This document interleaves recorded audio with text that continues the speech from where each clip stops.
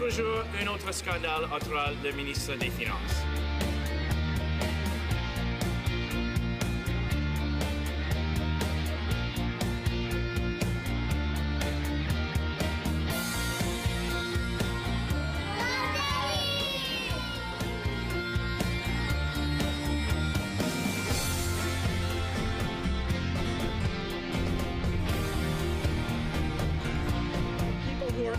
In the energy sector and giving it to people who are trying to block a project in the national interest. That's shameful, and Conservatives will stop that practice.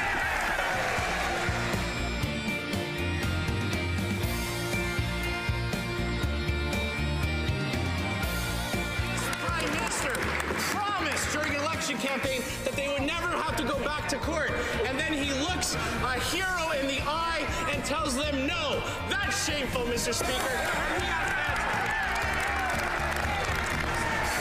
working together can make sure that Justin Trudeau is a one-term Prime Minister. Thanks very much, everyone. Hi, everyone, and thanks for watching. Now, I'm not sure if you know this, but tomorrow will mark the one-year mark to the next election campaign. So we're counting down 1 year to the next election. Demain, ça va être le point quand seulement un an avant les prochaines élections.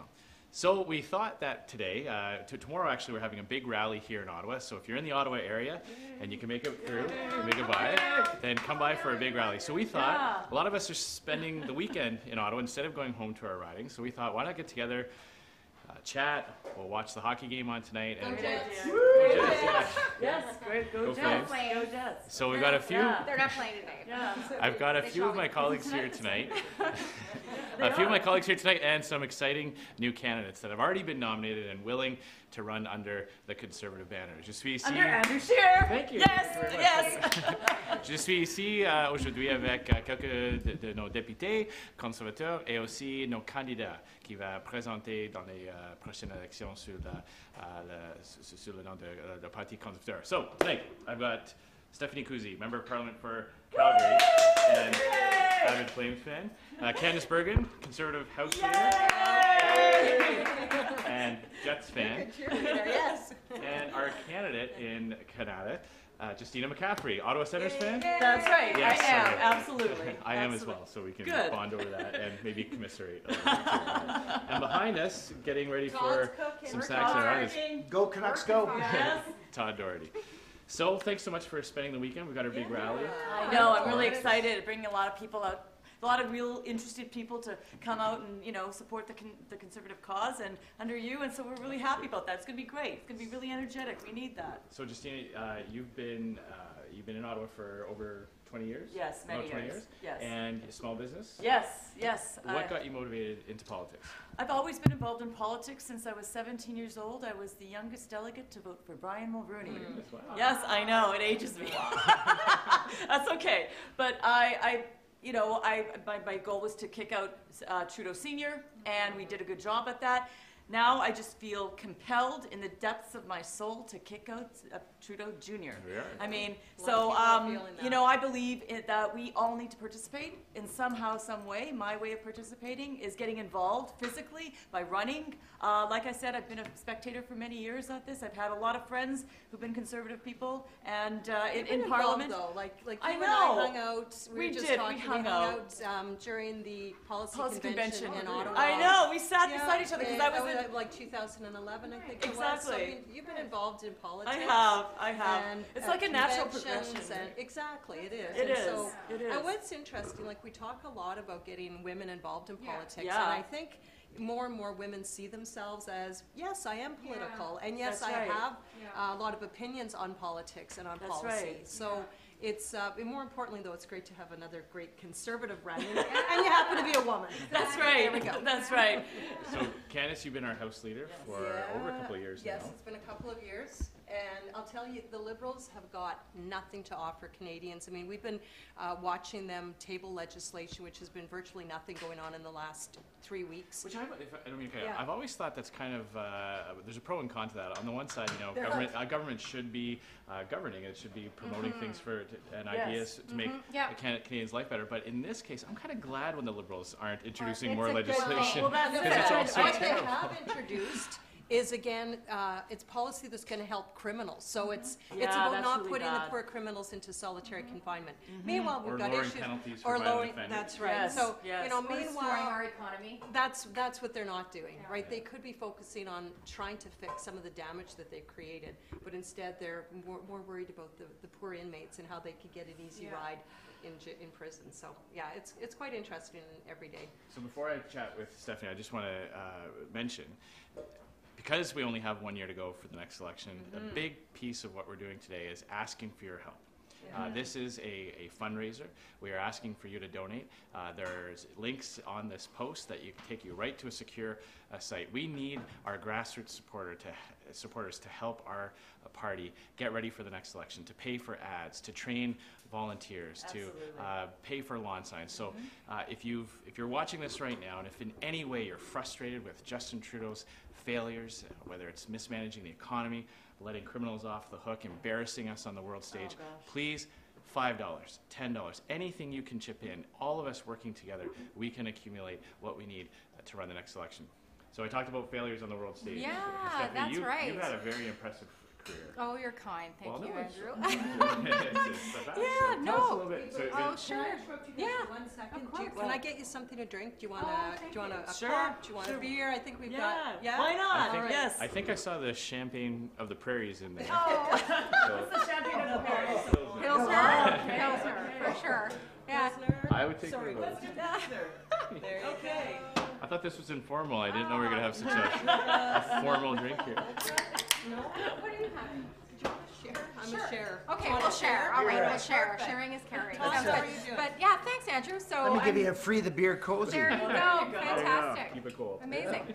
So no, I had a fantastic career with foreign affairs for close to 15 years. I had some amazing postings around the world. I was in Argentina, which was just fantastic. Such a beautiful country. And I certainly had my fair share of beef, which I love since I'm from Alberta, as you can tell from my top.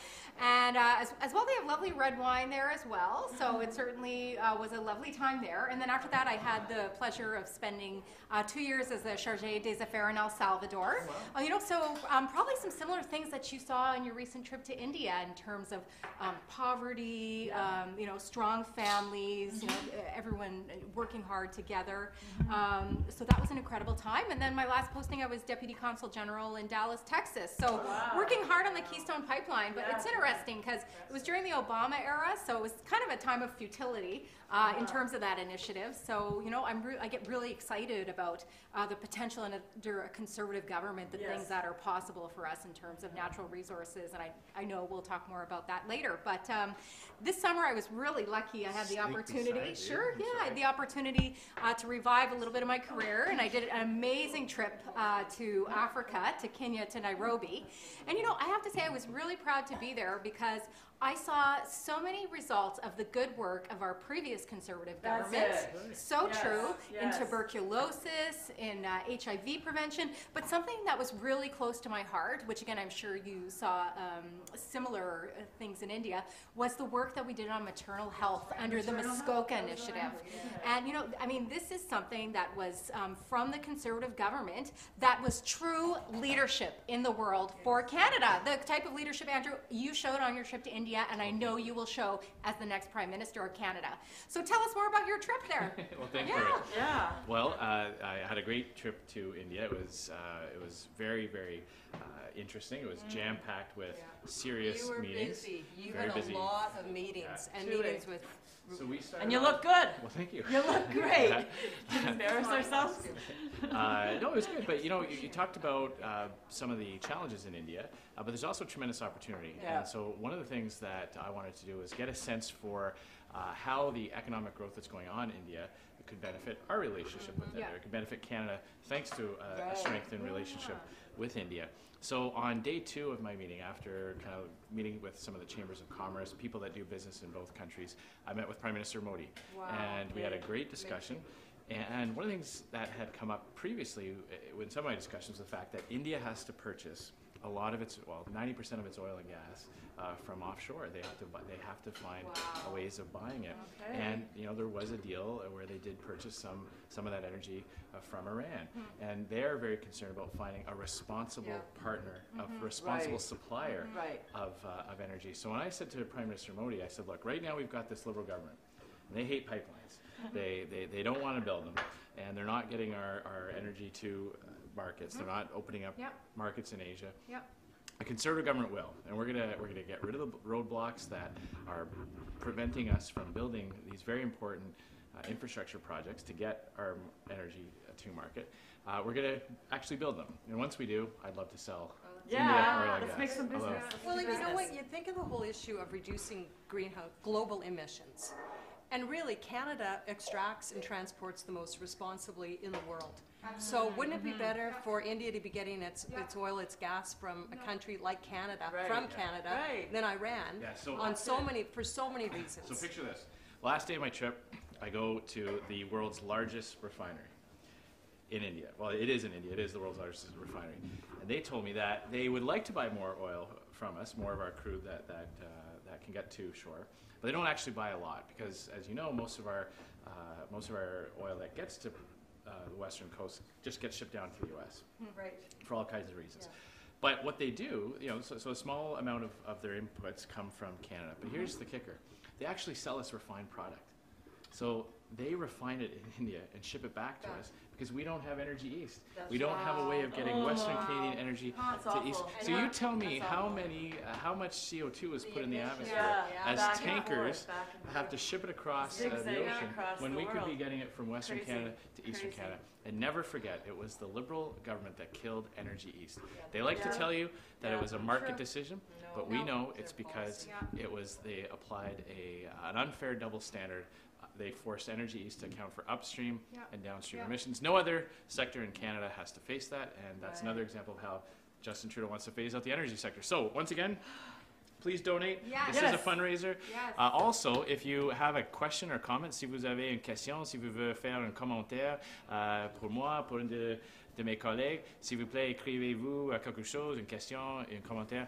If you have a question, if you want us to answer something, if something's been bugging you about what Justin Trudeau's been doing, you want our take on things, or you want to challenge us on why the Conservatives have taken a position or not, this is your opportunity to do so. And please, once again, Conservatives don't have the same levels of support as the Liberals do. We don't have 30 or 40 third-party groups that are going to go send volunteers to our campaigns. We don't have a dozen or so think tanks that will constantly churn out slanted and partisan material that will help the Liberals. We don't have the same level of support from the media as well.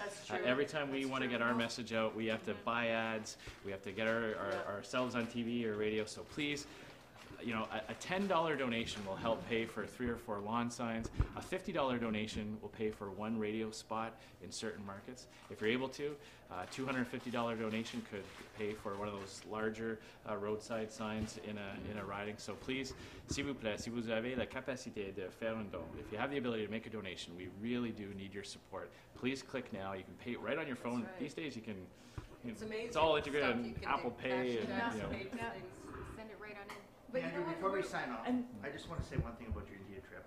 I know I've said this to you before. Watching Jillian on the ground as well, too. She did amazing work there. Very proud. You guys are such a great team. That's and you great. represented us Isn't that amazing. awesome? She was That is so cool. she was really moved by that. She went to we have 5 kids, and she went to an orphanage where children are brought in who are abandoned. Usually because their mothers have been victim of violence and often rape.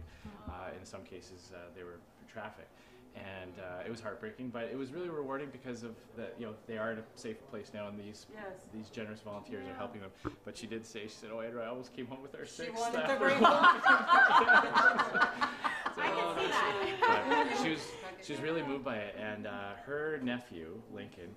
My sister-in-law's son had a very rare blood disease and received a bone marrow transplant and now is totally healthy.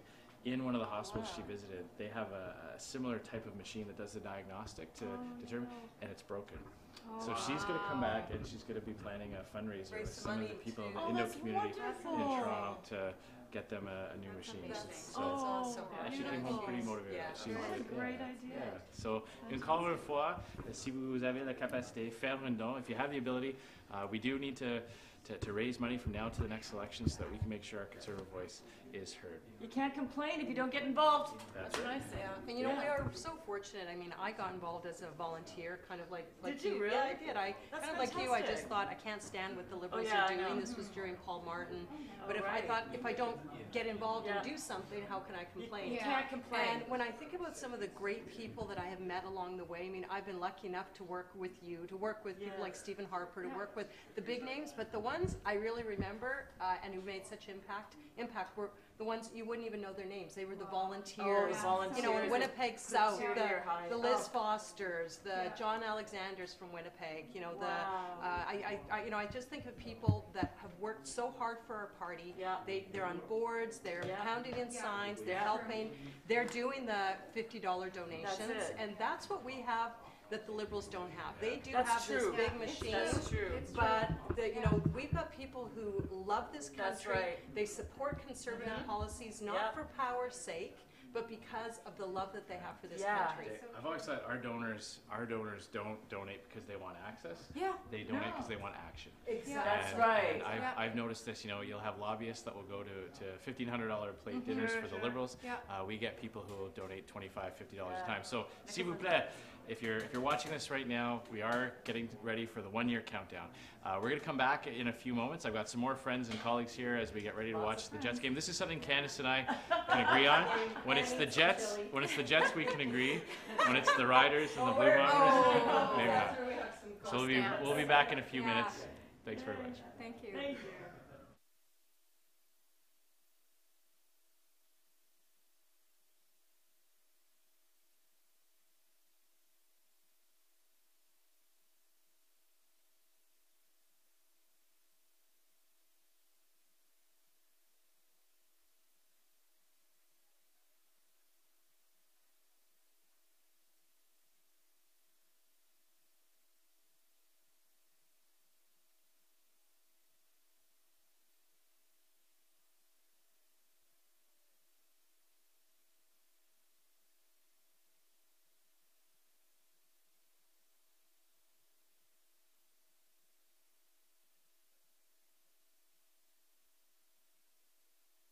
The government takes less money off of every paycheck so you can get ahead, not just get by.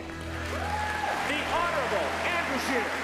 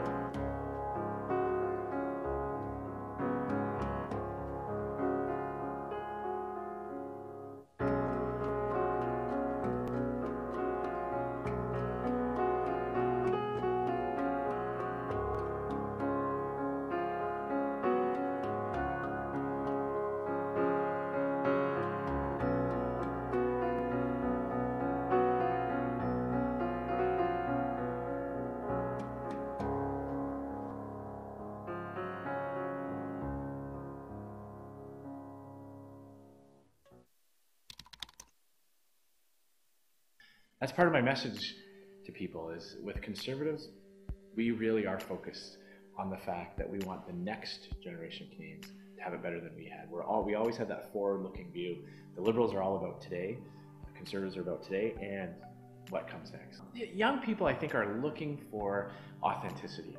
And one thing I've heard more and more from young people when I travel, people have come either back to the Conservative Party, having left us, or young people are choosing the political party for the first time in their life. They just don't buy what the Liberals are selling on a lot of these issues. It seems phony.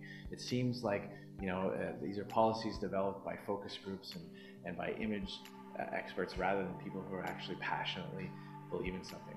And there is an element of young people that want that responsibility, that believe that individuals should be responsible for their actions and should be able to control their own destiny and make their own decisions in life. And that's a conservative message. It's not that the government's going to come and do everything for you.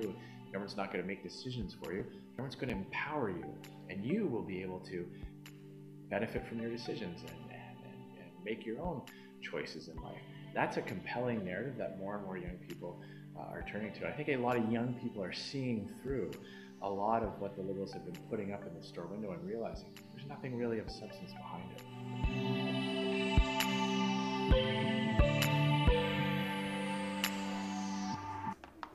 Well, welcome back on our one-year countdown to the next election. Bienvenue encore une fois. C'est seulement un an avant les prochaines élections. So we are hoping that we can get your support today.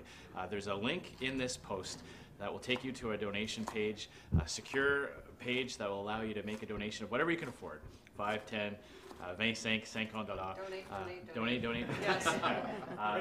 We were saying before, the Conservative Party doesn't have the same allies that the Liberals do. We don't have the elites, the professors, the CTVs, the friends in the media. yeah. We have to buy ads to get our message out. So everything you donate today will help us support our candidates, support our members of parliament. I've got some new friends who have just joined us. You saw Todd, you saw the back of Todd before when he was working on the Chile. We've got John Barlow, MP for Foothills, originally from Saskatchewan. That's true. So you might want to help yourself to a Champagne of the Prairie, something that... You don't have Bo? Like no Bohemian? Oh, wow. There you are. Well, I don't know. It's, they did say it was formal. Oh, okay. Right. Informal. Classy event.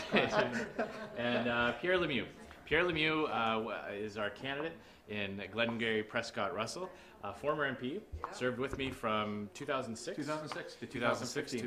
We were seatmates. Pierre and I were seatmates. Yeah, we solved many problems Yes, in the we world. sure did. In fact, most of them, I think. Did we not go through like a 24-hour voting marathon We as did, well? And absolutely. yes, we did solve many Yes. problems. Yes. Pierre, also 5 kids. Yes, that's right. That's right. Yes, I remember father of 5 children. And when grandchildren now. When I had my 4th child, I remember Pierre congratulating me, but saying, you know, it's not really impressive until you We're still out front. Yeah, we're still out front here in the race. Oh, you've got it. So Pierre, you're going to get Glengarry Prescott Russell back for the Conservatives. Yes, Oh, you are. absolutely. Yes, and you you know, are. Andrew, you brought up a really good point about donations. We need to function with donations because right now is an optimum time to launch so many initiatives to win the confidence of Canadians. And in my riding, I just launched sort of a 3-prong initiative to reach out to families, to reach out to farmers, to reach out to businesses through ads and buying brochures and canvassing. But it takes money, and because you have to buy the brochures and you have to pay for them. And I like being able to say, you know what, we have that money, we're launching on this now. And I will tell you, I think it's destabilizing our Liberal MP who's failing on all of these counts. So for people to donate to the National Party allows you and our elected colleagues and the party itself to launch a number of initiatives that they couldn't do otherwise. So this is a really important thing, and I think as you mentioned, $5, $10, $50, it all matters. It all counts. And of course you get those generous tax receipts. Yes. So a donation of $20, for those who might be watching that might not know, if you donate $20, you could receive a generous tax receipt that will return up to 15 of those dollars right back to you on your tax return. So you gave the party 20, it only cost you 5. So $5, half a Big Mac meal. We can do this. We can do this, yes. Vous avez utilisé un mot en anglais, failure, en français, échec. Un échec, oui. Ça, c'est une chose que j'ai entendue souvent partout au Canada. So I've heard the word failure often. When I travel, when I talk to people, they say, you know, Justin Trudeau, he said he balanced the budget after 4 years. He's failed to do that. Candace, we see this in the House of Commons all the time where we see an announcement, they say, here's what we're going to do. Doesn't take much time. 3-4 months later, we see what they've done has actually failed in terms of what they've promised. So, can you name, like, I don't know, top 3 or 4 Liberal failures well, if you had I to pick? Yeah, I mean, I think first of all the deficit and the huge deficit that they're running, and when you look at the economic right now, when things are actually right now not looking too badly, they should be paying down the deficit, and instead they're racking it up even more. I think that's a huge failure. Failure just helping the middle class. You know, I think you've talked about this, and I've sure heard it. People more than ever are just struggling. There's no way, like they're just barely getting by, never mind getting ahead. So I think he's definitely broken his promise on helping the middle class. I can tell you people are very upset about the border crisis. This was, He didn't tell Canadians he was going to create a crisis with illegal border crossers coming in, and he did that, and he's not fixing it. So I think that's been a really big problem for him. So, John, when we came back after the summer, we were trying to think of, how can you encapsulate what the Liberal government did over the summer, and we got this suggestion from a lot of people who said, it's really just been the summer failure. Yeah. If there's one area where I think you can really summarize the way the Liberals have failed, it would be on energy. It would be on building the ability to get Canada's natural resources to market. We're getting a huge discount from having to one customer in the U.S. Can you talk to me a little bit about Energy East and what that meant for the energy sector in Alberta and the frustration that they have that the Liberals killed it? Well, I think you see how important Energy East could have been not only for Alberta, but for all of Canada. The jobs that this would have created across the country.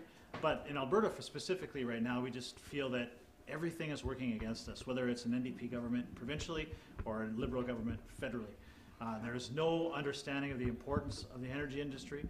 And you see now the Canadians starting to understand that discount that we're getting for our product because we can't get it to other markets. That is a hospital being built every single month, a school being built every week. Could be built, but they are being built in the United States, subsidized by the Canadian taxpayer, right? Because we're selling it to them for $30, they're reselling it back to us at $70 or to other countries, and it is funding their infrastructure, their social programs that should be doing it here in Canada, but it's not. Don't forget our my provincial NDP government as well too, who John Horgan and Justin Trudeau hugging and all of that, and all they've done is partner together to shut down our energy. And we're going to need to get the message out really quickly to investors and to businesses that come 2019, new government, we're going to be open for business. Right. Because I think a lot of Canadians are concerned, how do we reverse this?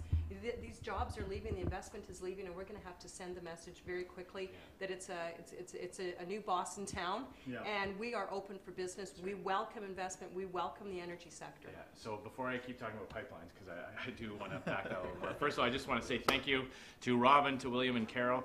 Thanks. Those are the most recent donations that have gone in. This is what today is all about. It's about getting your support to help us prepare for the next election. We've also got some questions, so I'm just going to look over at the screen we have here. First question is, how is Andrew Scheer going to handle returning ISIS fighters? This is very topical. This is one of those things that I get really frustrated with Justin Trudeau on a lot of things.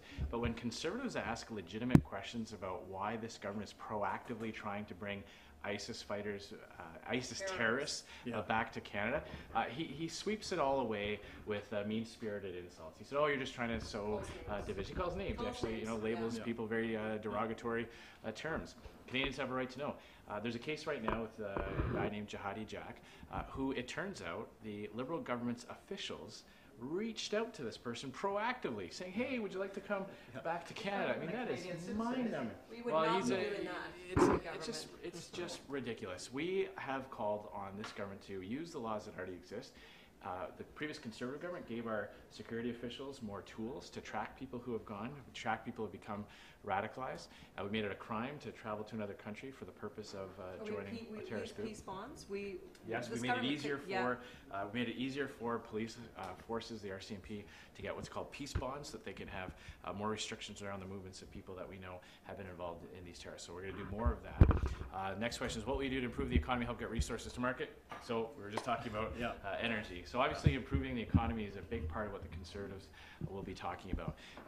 All the government spending in the world won't increase the level of prosperity or opportunities for Canada if you have a government that is raising taxes on job creators, chasing away investment, and adding to the regulatory burden. So let's talk about Energy East for a second, because that's what we kind of launched us off on this. You might not know this, but what Justin Trudeau did to kill Energy East was he imposed an upstream and downstream emissions test on that one specific sector in our economy. So ask yourself a question. Does Bombardier have to account for upstream and downstream emissions for their planes? They're flying around. Does GM and Ford have to calculate the emissions for the cars that drive on the road? Does any other sector in Canada have to do that? Of course not. It's ridiculous. No other country in the world does that. So I've made it very clear. I've made this announcement when I was in New Brunswick. little segue here. A lot of people, when they think about oil and gas, they think about pipelines, they think Alberta or Saskatchewan.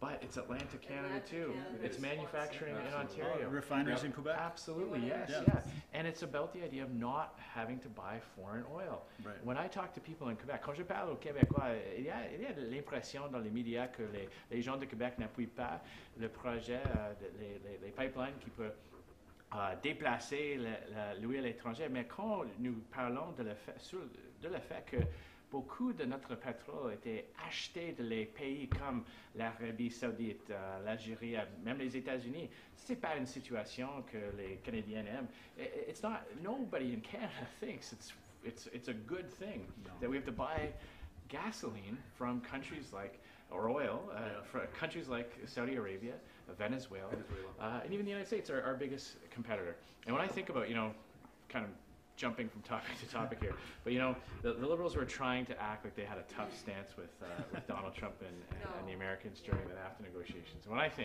mean, this is the same. Justin Trudeau is the same guy whose tough negotiations, his tough negotiations with the owners of the Trans Mountain Pipeline, and he was sitting down across the table from the Kinder Morgan executives, and he said, "You know what? I'm going to give you $4.5 billion of tax dollars to buy a 40-year-old pipeline, and we have no plan to build." I mean, this is the kind of tough stance. I think there's a bit of this at the shareholders. I think what you're saying, and what I think it's important for people to know is, I mean, if we win, we immediately cut the carbon tax. We immediately reverse Bill C-69. That's the Liberal "no more pipelines will ever be built" bill that they are ramming through the Senate right now. Or mines or any other resource exactly. Yeah. So we immediately reverse that. We immediately end the carbon tax, and we have a prime minister who proudly states that we are open for business and that we support our natural resources sector. Those are things that I think will start to draw back the investment and start getting the economy back on track. So we've only got a few minutes left before we're going to cut away for a little bit of a break. Todd, how's the chili coming? Chili's looking great, actually. We're on track. Good. What's it? Any secret ingredients? Good old Canadian beef. Alberta beef, though, right? Alberta beef. I come from cow country too, so. Do you have a secret ingredient? I do have a secret ingredient. Brown sugar? A little bit of brown sugar, a little bit of that, and some baked beans. Good old-fashioned baked beans. Hey, nice. Yeah, hopefully everybody likes it. It's been we've been cooking and chopping up the vegetables, and we're ready to go. Okay. Well, Ken just asked, are you ready for a snap election? Yes. If you donate. We'll be ready as long as our supporters and our grassroots volunteers are there with us, and we know you are. But we are making this special appeal. We do need your financial assistance. Everything we do, we have to work a little bit harder than the Liberals. We have to travel a little bit farther. We have to knock on a few more doors than they do, because we don't have the type of, really the infrastructure on the left that they have, whether it's the media or elites or professors who are constantly putting forward. What they do is they shift the debate further and further to the left, so that when we're, when we try to get people back to thinking about what free markets do for people, what individual liberty does, and prosperity. Just prosperity for families and for Canadians. When you talk to Canadians, though, Canadians who aren't political, they believe a lot of principles that are small c conservative principles of individual responsibility and of less government, and of managing your pocketbook and your finances with responsibility.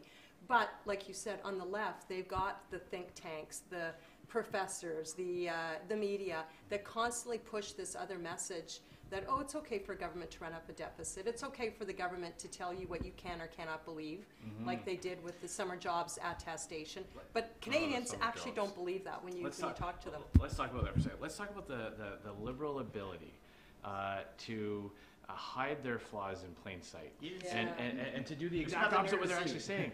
So here, what do we hear from Justin Trudeau? He talks about diversity all the time. He talks about diversity of opinion and charter and freedoms. Only if you agree with him. Only if you don't agree with him, he's not so diverse. But this is the he will shut you down. But this is the biggest difference between one of the biggest differences between a conservative and a liberal is it doesn't bother me if you disagree with me.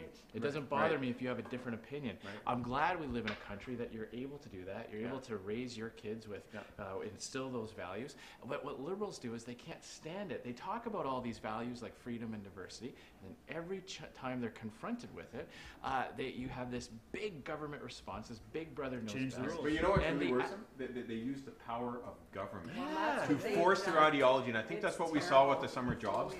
It's not just a political, ideological debate in the House. They actually use the machinery of government to oppress opinions that were not their own, and therefore shut down real diversity in Canada, which is being able to have different Diversity opinions, of different thought. diversity of thought, diversity of action. And, you know, Andrew, you said something that I think is so true. Our strength is not our diversity. Our strength in Canada is our freedom. And You that's what said leads that. to And diversity. the product of that is diversity. Right. But we better protect our freedom, and we've got a government that is the thought police and telling people what they can think and believe. That takes away freedom, Even the and attestation, right? that's what the attestation, Well, if yes. it's on the State Canada Civil Jobs Program, which they said they're going to remove, but everything that we've heard is it's not going to be removed, it's going to be on there. But if they start there, then what's next? What's next? What's next? We had summer camps in my riding in Caribou Shores that weren't able to operate.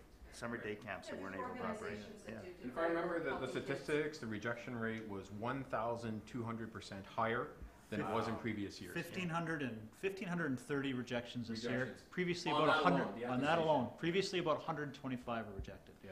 So you go from 120 to 1,500. And we're talking about groups and organizations that had nothing to do with advocacy. No, they we're talking weren't. about They were camps, helping homeless camps for or- kids, Sports helping camps. homeless, Yeah. Summer day camps, sports camps. So in Saskatchewan, a lot of the rural municipalities will hire an admin assistant under that program, and even the town office person would be like, well, I don't want to sign an attestation What I personally believe. to have someone who will help file water bills and maybe do some lawn care and why But is it? recreation. imagine if they get another mandate. Like this is how far they're going. And whether it's this, whether it's small business tax hikes, whether it's spending, whether it is their hug a thug mentality.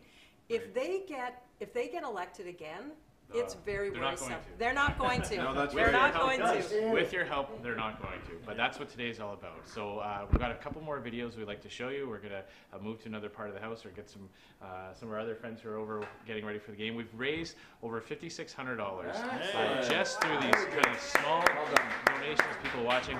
We're going to come back after this. We're going to be talking immigration. You mentioned the illegal border crossings.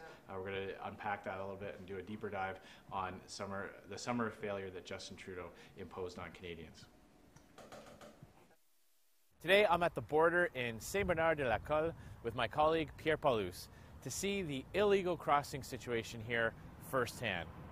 I've been talking to the RCMP and Canadian Border Services officers about how they're dealing with this problem, and I'm very thankful for the work they do. This point here is where most people cross into Canada illegally from the United States.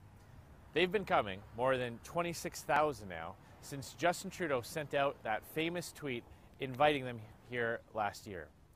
But Trudeau refuses to take responsibility for the crisis he created. People who have crossed illegally into Canada to avoid waiting their turn, jumping ahead of people who follow the rules and wait years for their application to be accepted, isn't fair. Even Trudeau's immigration minister admits there's a problem, and we need a concrete plan to solve it. No more Band-Aid solutions. The Prime Minister could designate the whole border as an official point of entry, which would allow us to turn back illegal crossers from spots like these. We don't know what he's waiting for. Conservatives will always protect the integrity of our borders and our immigration system so that we can help those facing real persecution and welcome legitimate refugees, not those who are just looking to avoid waiting their turn in line.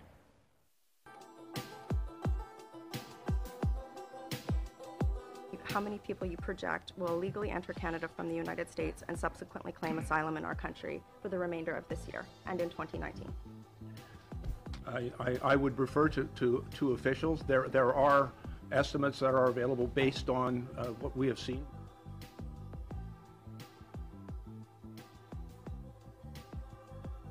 Who actually reports to you? I have not yet received my mandate letter from the Prime Minister. CDSA doesn't report to you? It does not. And RCMP does not report to you? No, it does not. Okay, so you're responsible for protecting the border, and the border agency doesn't report to you? Not directly, no. Then what do you do as minister?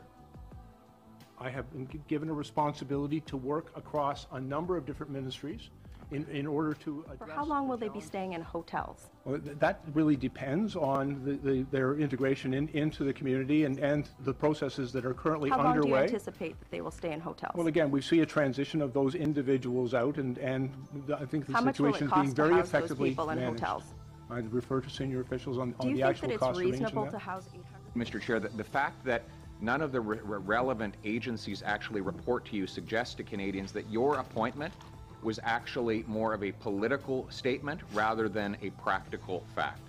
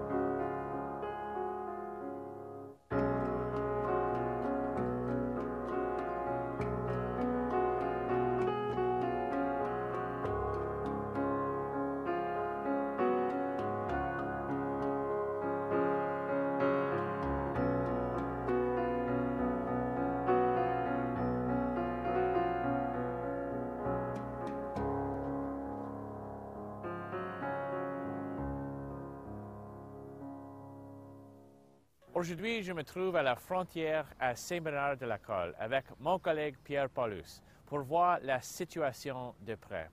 J'ai parlé avec des agents de la GRC et de l'Agence des services frontaliers du Canada sur la façon dont ils traitent ce problème.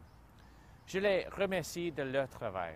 C'est ici que la plupart des gens entrent illégalement au Canada en provenance des États-Unis. Plus de 26 000 personnes sont venus depuis que Justin Trudeau a envoyé un tweet pour les inviter l'année dernière. Cependant, il refuse d'assumer la responsabilité de la crise qu'il a causée. Il permet aux gens entrés illégalement de rester au Canada et de les laisser passer avant ceux qui respectent les règles et attendant des années que leur demande soit acceptée. Même le ministre de l'Immigration de Trudeau admet qu'il y a un problème. Nous avons besoin d'un plan concret pour régler ce problème, pas des solutions temporaires. Trudeau pourrait désigner toute la frontière comme un point d'entrée officiel, ce qui nous permettrait de refuser les migrants illégaux à des endroits comme celui-ci. Qu'est-ce qu'il attend? Les conservateurs protégeront toujours l'intégrité de nos frontières et de notre système d'immigration pour s'assurer que l'on aide des véritables réfugiés et non ceux qui veulent éviter de faire la file.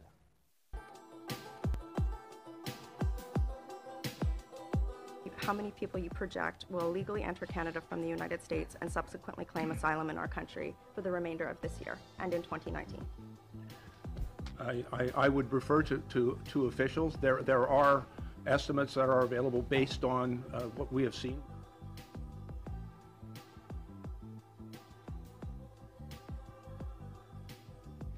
Who actually reports to you? I have not yet received my mandate letter from the Prime Minister. CDSA doesn't report to you? It does not. And RCMP does not report to you? No, it does not. Okay, so you're responsible for protecting the border and the border agency doesn't report to you? Not directly, no. Then what do you do as minister? I have been given a responsibility to work across a number of different ministries in order to address the headline. Okay, and we are back. So once again, if you're just joining us, this is the 1 year to the next election countdown.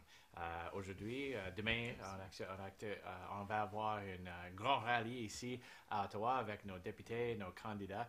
Tomorrow we're going to have a big rally here in Ottawa to kick off the 1 year to the last sleep before the next election. So today we thought for my colleagues who are spending the weekend in Ottawa, we'd invite some candidates and some of those who are spending the weekend just cook some chili, watch some hockey, have some snacks. Michelle, these are my kryptonite. I saw you push these a little bit closer to me. I put them There's bacon in there. I can't stop once I start on this. So here's what I thought we'd do for this segment. I'm going to eat these. Okay. I'm going to jump on this grenade as an act of public service. Out of the, I'm a pretty magnanimous person, so I will eat these, and I'll ask you a couple questions about one of the biggest pieces. One of the biggest issues that I get the most amount of feedback from.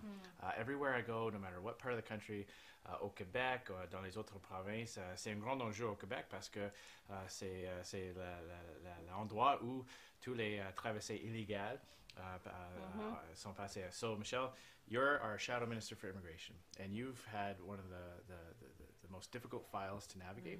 But I just want to say you've done a great job. Thanks. So have you. Yay! Well, this is a multifaceted file with a lot of moving pieces in it. Absolutely. Justin Trudeau is trying to downplay what's going on at the borders.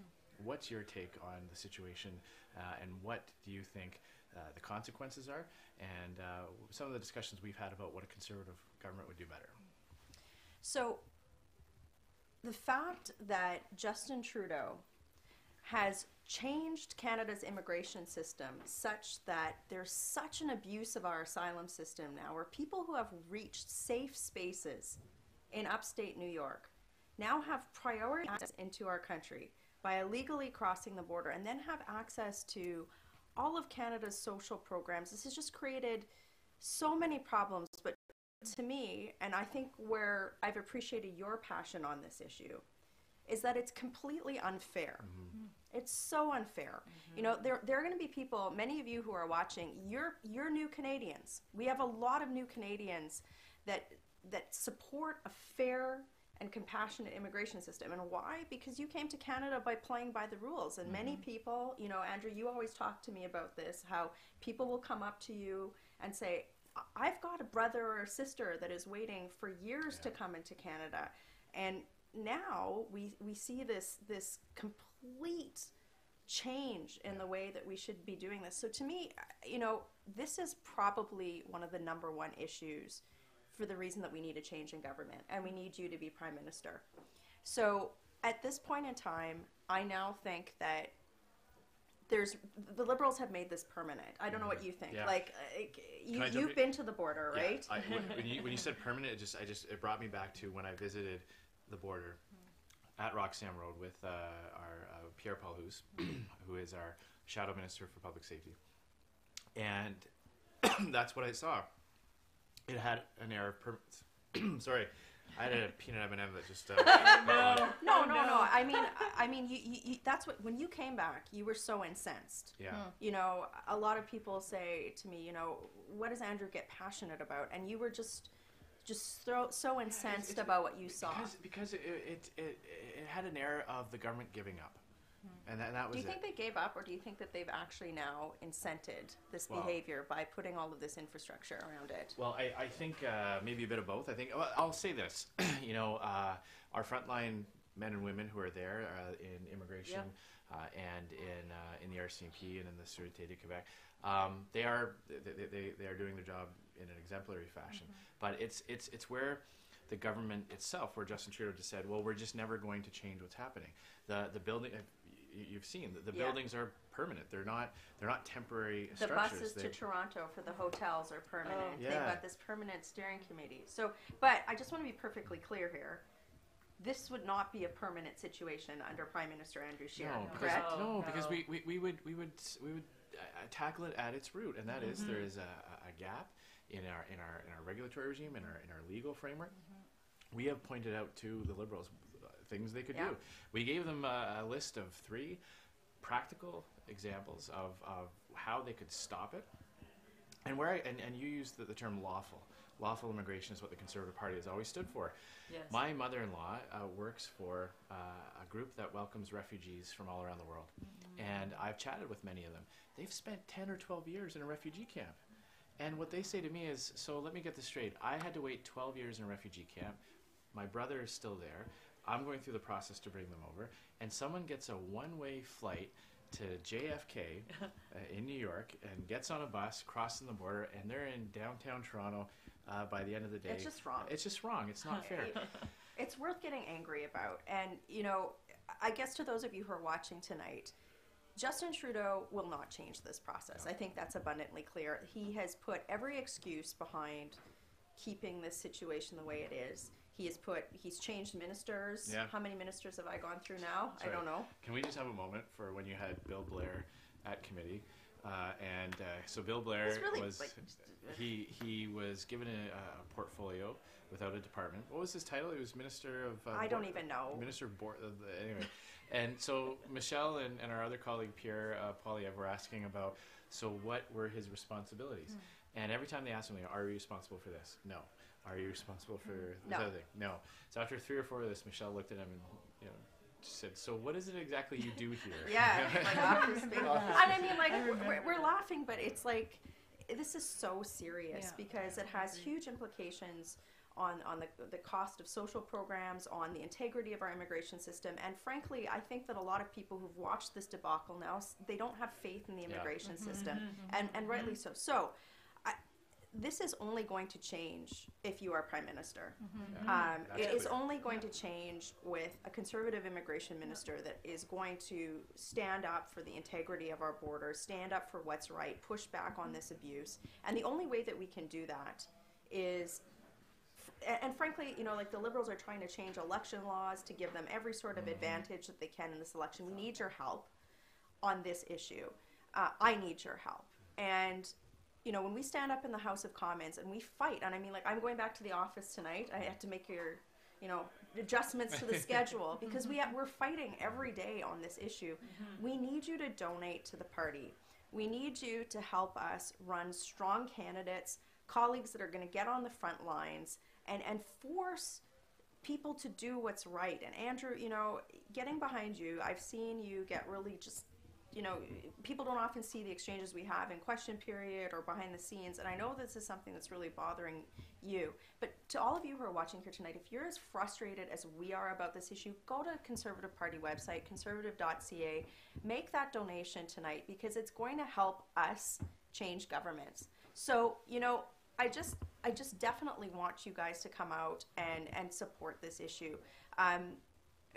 We need a change in government. I just don't think that Justin Trudeau has any intention. It's been how long now? How many questions have we asked? How many studies have we had? How many petitions have we had? And what does he? We ask these questions, and he calls us un-Canadian. He smears us. That's right. Lisa MacLeod, Ontario. I was there. You were there. An Ontario PC cabinet minister. You probably know Lisa. She's Yeah, in your neck of totally. the woods in Western Ottawa. Yes. And she asked a question simply about the impacts on social services. So, like Michelle mentioned, many of when people cross into Canada illegally now, they're actually being bused to Montreal or bused to Toronto, and there is an implication on the ability for the provincial government to provide services. So all Lisa MacLeod was asking, well, how much is it going to cost, and is the federal government going to help pay for it? Can I give you 2 more stats that came up this week? So first of all, you remember in that committee meeting that you mentioned, Pierre and I came out and we said, look, the numbers are increasing year over year because they're trying to downplay it, right? You've seen that in the House. And they said, no, that's absolutely not true. But there was actually a media story reporting what we've known all along, is that the numbers for 2018 to this point are higher than they were for 2017. So they haven't done anything except spend hundreds of millions of dollars, so that the situation is worse. And I mean, the money is being spent on things that I think most Canadians would find ridiculous, like putting people who have crossed into Canada illegally from the safety of upstate New York into hotels for an indefinite period of time. We can't even get a number from them on how many they're expecting or how long it's going to be. And at this point in time, the thing that we need is a strong framework. We've already started to announce our immigration policy. We have a plan. Andrew has a plan. You've stood behind me. You've articulated it. We need to win the next election, and to do that, we need your support. So that's what this is about. Aujourd'hui, c'est la fête semaine quand il y a seulement 1 an avant la prochaine élection. So this weekend is 1 year before that final weekend during that next election. And we are asking Canadians to consider, can we afford another 4 years of Justin Trudeau, 4 years of all his failures in so many areas? We're talking about immigration right now. If you're just joining us, we've just been chatting about the consequences of Justin Trudeau's failure when it comes to ending the illegal border crossing crisis.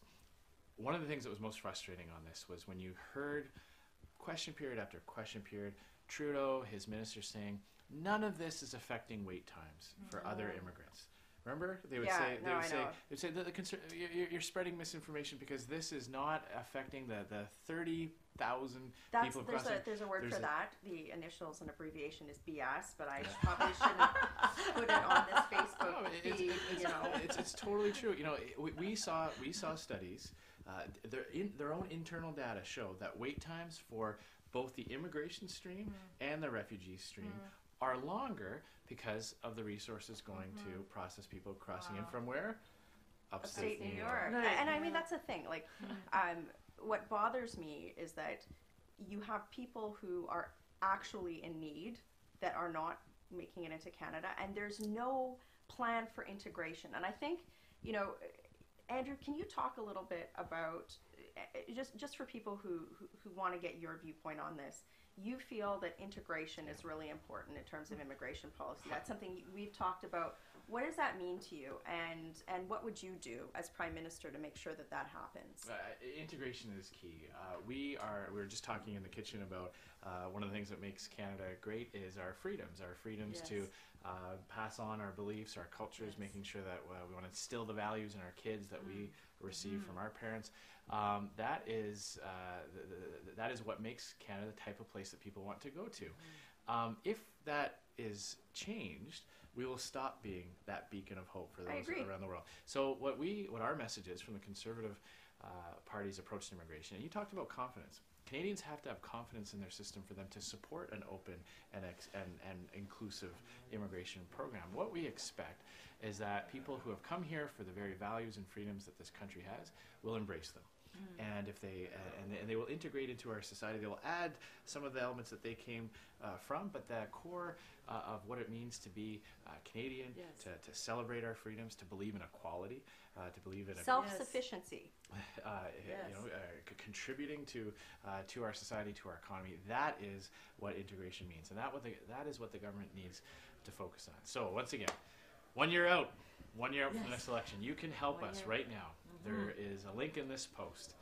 If you're watching this right now, if you want to help support the good work of our MP, Stephanie Kuzy, Michelle Rempel, who's done a great job on this issue, bravo. Justina McCaffrey, next MP from the Ottawa area in Carleton, Carleton, sorry. Yep. So, if you want, please, on your phone right now, click on the link, tap on the link, and make a donation, $10, $15, $20. We've got a few messages coming in. So one of the questions from Jackie was, how will we ensure people use the correct channels when entering Canada? So many of you have watched me communicate on this as well as our leader. The first thing we have to do is make sure that the loophole in the agreement that we have with the United States that prevents people from crossing the border into Canada and then claiming asylum extends to the entire border.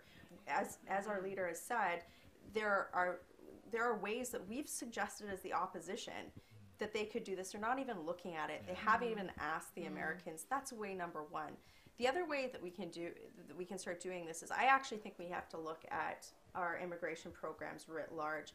And in August, we actually made a significant policy announcement about some of the ways that we could tighten up some of these programs to make sure that people who are coming to Canada as economic migrants are more directly tied to the labor market needs of the Canadian economy. And then to your point,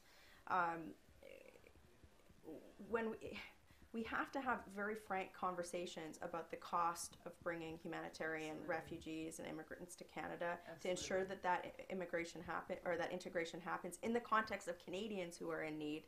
And that's why we have to ensure the most vulnerable at the top of the list. People who are in upstate New York are not at the top of that list. It's survivors of genocide. Yazidis, yes, religious minorities, persecuted Christians. Exactly. And this is one of the things, and we're running out of time for this segment, but one of the things that the previous Conservative government did so much good work on is recognizing that there are so many groups who aren't even safe in the camps, who can't get into the UN system because they wouldn't be safe even those initial stages. And we developed ways, and you've been working on policies to do just that, so that we can, when we identify something like the genocide that was perpetrated against the Yazidis and other groups in that area, that is who Canada should be helping, because they're not in Schenectady and Albany. Can we close with this? I think a lot of people really want to hear from you about this, and I see your passion behind the scenes. as Prime Minister, would you make significant changes to Canada's immigration system, and would it be more fair? It would, absolutely. It would be based on fairness and compassion, and our ability to be compassionate is predicated. And I was going to say, our ability to be compassionate is based on our on Canadians having that confidence in the system. And you just said the word security. That's what gives Canadians the comfort of knowing that we can be welcoming when we know that we are making sure that the proper steps to prevent those who may want to abuse our system aren't able to. And that is so key. You'll often hear from the other parties, you know, I often think that they almost get engaged in an auction. You know, what should the target?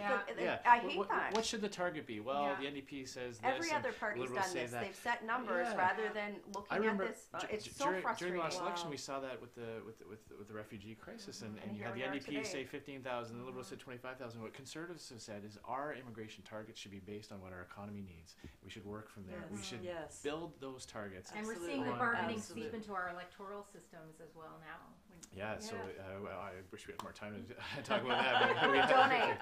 We need your support. Go to conservative.ca. Every little bit that you can helps us fight here in Ottawa. This is a team effort across Canada. If we want Justin Trudeau out, if you want better policy in this issue, even a small amount on a recurring monthly donation that allows us to plan, and it allows us to get back there and just get this guy out of office and to have a Prime Minister that actually gets what Canadians need. Alors, s'il vous plaît, si vous avez la capacité de faire un don, si vous avez $5, $10, maintenant, tapez-vous. Est-ce que ça c'est le mot français? Tapez-vous maintenant. If you just, Michelle said, you know, I'm not sure, we haven't seen the numbers on how many people are watching this, but my Facebook page has about 200,000 followers. The party has several hundred thousands. If everyone watching just donated $5 or $10, we would be so far on the way to be able to fight the next election. Absolutely. So please, you want to make sure that Justin Trudeau is a one-term Prime Minister? This is a partnership. This is where you can come in. This is where you can help us continue the work that we've been doing. We're going to fight for you. That's right. MPs are returning to Parliament after the summer break, and what a disastrous summer it has been for Justin Trudeau. As we will make clear today and for the next couple of weeks, the summer of 2018 was Justin Trudeau's summer of failure. After months and months of failing to deliver on everything from trade to taxes to pipelines, Trudeau had an opportunity to finally get the big issues right this summer.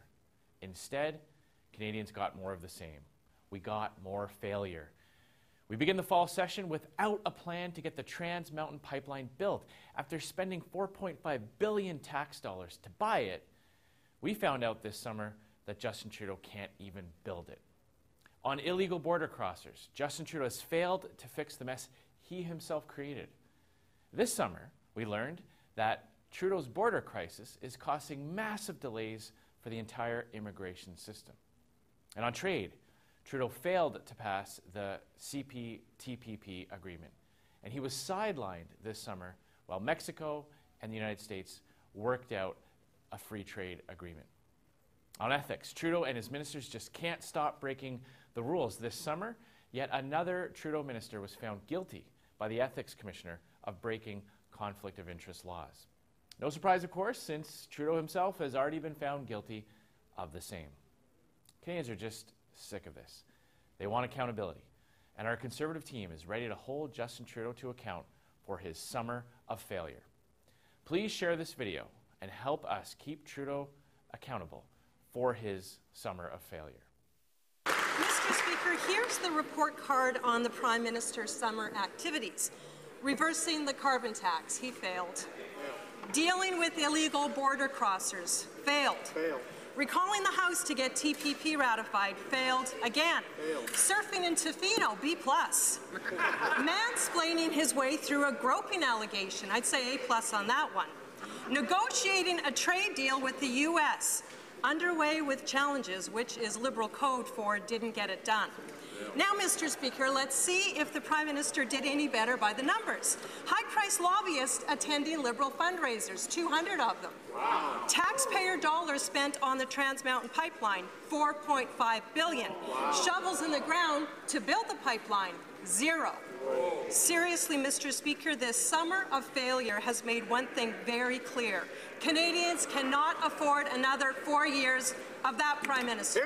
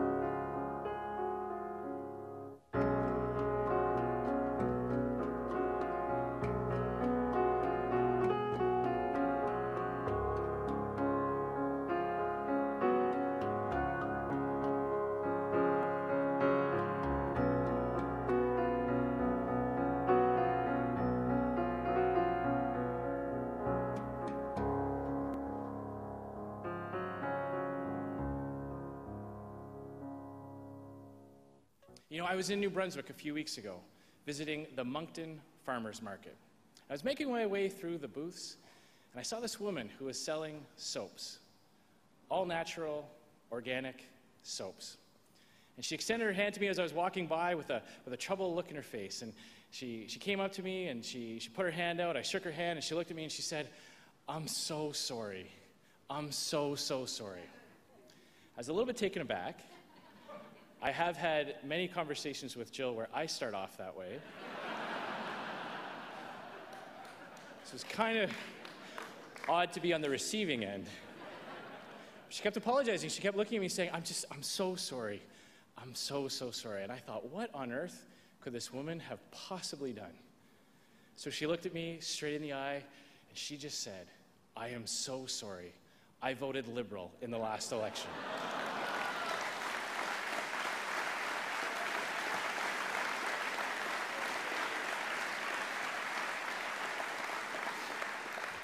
We did share a couple laughs about that, but the more I've thought about that encounter since then, the more I realize that it's not all that funny.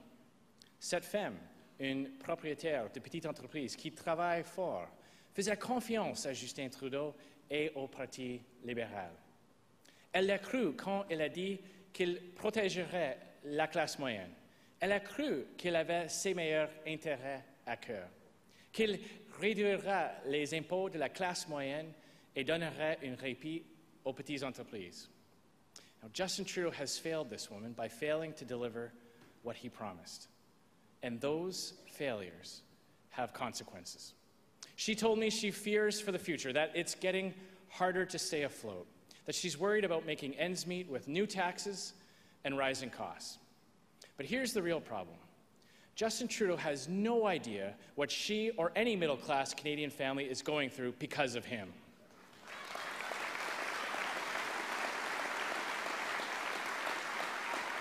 He has no concept about how to stretch a dollar, how to make it to the next payday, how to stick to a monthly budget. I'm not even sure he's seen a monthly budget. He just doesn't get it. He doesn't understand the problems faced, and he can't be trusted to fix them.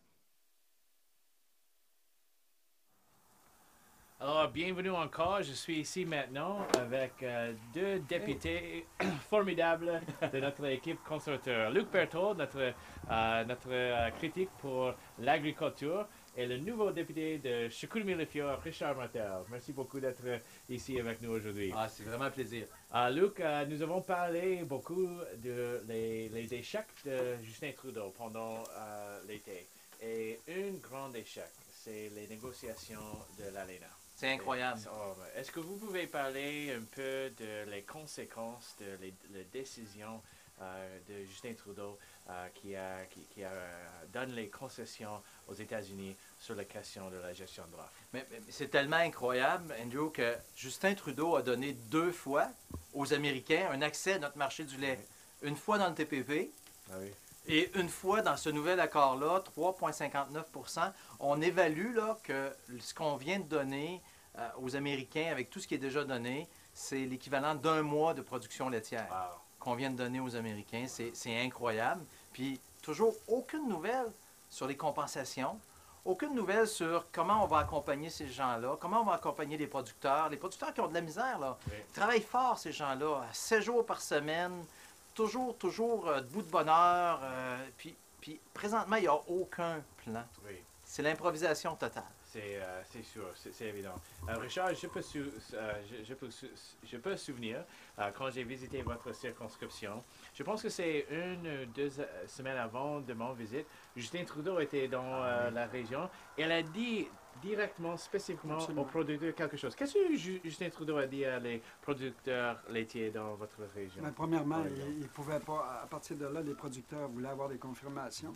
Puis ils ne pouvaient pas confirmer. Ils disaient que les négociations ne se font pas en public. Alors les producteurs n'étaient pas vraiment confiants à ça. Puis là, justement, on a vu le dernier résultat où les agriculteurs ont, à mon avis, ont vraiment perdu confiance. Parce que dans ma région, surtout, puis il y a beaucoup d'agriculteurs, présentement, ils sont dans une mauvaise position avec la dernière entente qui a été négociée. Alors, ils souffrent beaucoup d'incertitudes pour le futur. Ensuite de ça, au niveau des compensations, ce qu'ils nous disent avec le Trans-Pacifique, c'est extrêmement compliqué déjà d'avoir les compensations ou d'avoir les moyens pour profiter de ça. Puis ils n'ont pas beaucoup de confiance aux prochaines compensations que le gouvernement dit qu'ils auront. Mais Andrew, c'était pathétique. Justin Trudeau est monté dans un pick-up, dans la boîte d'un pick-up, avec le représentant de l'Union des producteurs agricoles, la main sur le cœur. Justin Trudeau est allé dire « Nous allons protéger la gestion de l'offre. Oui. Nous allons protéger la gestion de l'offre. » Là, les gens, tout le monde, disaient « Oui, le producteur était content. » Puis tout à coup, il y a un agriculteur dans la salle, dehors, là, qui a demandé « Hey, est-ce que vous allez protéger intégralement la gestion de l'offre? » Et là, la réponse de Justin Trudeau était « On négocie pas en public. » Il y a eu un deuxième producteur qui a posé la question « Merci, c'est fini, on s'en va. » Il s'est caché comme d'habitude. Il n'est jamais capable de répondre aux questions. C'est la même chose dans la Chambre des communes. Exact, exact. Mais, so we're talking right now about supply management, and that was a key concession that Justin Trudeau gave away in the NAFTA negotiations. You know, they like us to think. Ils veulent avoir l'impression que est très, très fort, négocier très, très durement, et il y a des gains pour le Canada. Mais en réalité, in reality, Canada didn't gain a single thing in those negotiations. We've just talked about a couple of ways that supply management was sacrificed to the Americans. But here's the kicker. No matter where you might stand on this issue, what Canada agreed to, what Justin Trudeau agreed to in this deal was to block our exports from other countries, not to the United States. Not just to the United States. Not to the United States. No. To the Middle East, to Africa. Yeah. Alors, Justin Trudeau a fait une très grande concession sur la question de nos exports aux autres. Est-ce que ça, c'est la première fois dans l'histoire du Canada que un gouvernement canadien a agréé de limiter nos exports à un autre pays sans qui n'était pas impliqué dans la négociation? Jamais vu. Jamais vu. Actuellement, là, non seulement ça bloque notre expansion, mais actuellement, on vend 75 000 tonnes de lait en poudre. Puis l'entente, c'est elle signée 35 000 tonnes seulement.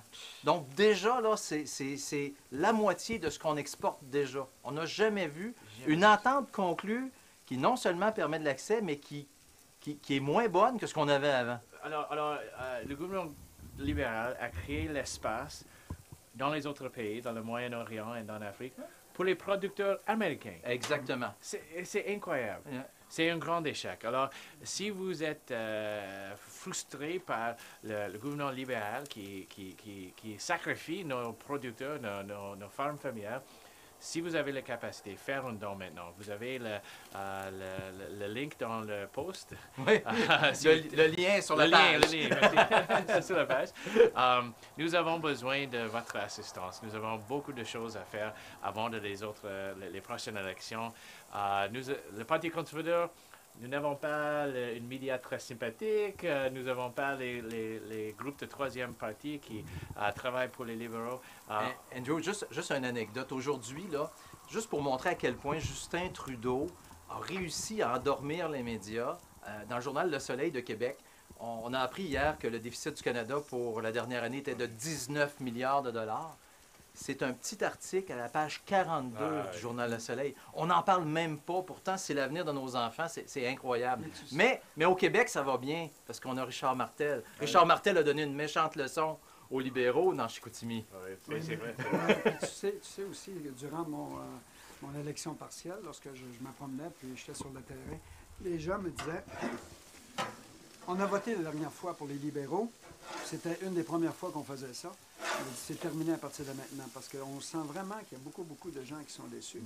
Puis le lien de confiance est vraiment brisé à l'heure actuelle. Alors on sent vraiment qu'on a un peu, nous autres, les partis conservateurs, le vent dans les voiles, puis le momentum est avec nous. On le sent en région. On est plus près des régions, on sait plus qu'est-ce que ça prend dans les régions, puis on sait que de l'autre côté, ils sont très centralisés dans les grands centres, Toronto, Montréal, et comme on dit. Et le momentum a commencé avec ton victoire à Chicoutimi-Le-Fjord. Première fois en plus de 20 ans qu'un parti conservateur a gagné dans Chicoutimi-Le-Fjord. C'est un signe de les autres choses qui va viennent. A sign of things to come. I think you should talk about it for our English so Canadian, because it's so huge what's happened in Quebec. So big in Quebec. Yeah. So for those of you that might not know, Richard Martel just won this past spring a by-election in Quebec, a seat that we hadn't won since the 1990s. And everybody was talking about how the way that Justin Trudeau was going to hang on to power was he was going to run the table in Quebec.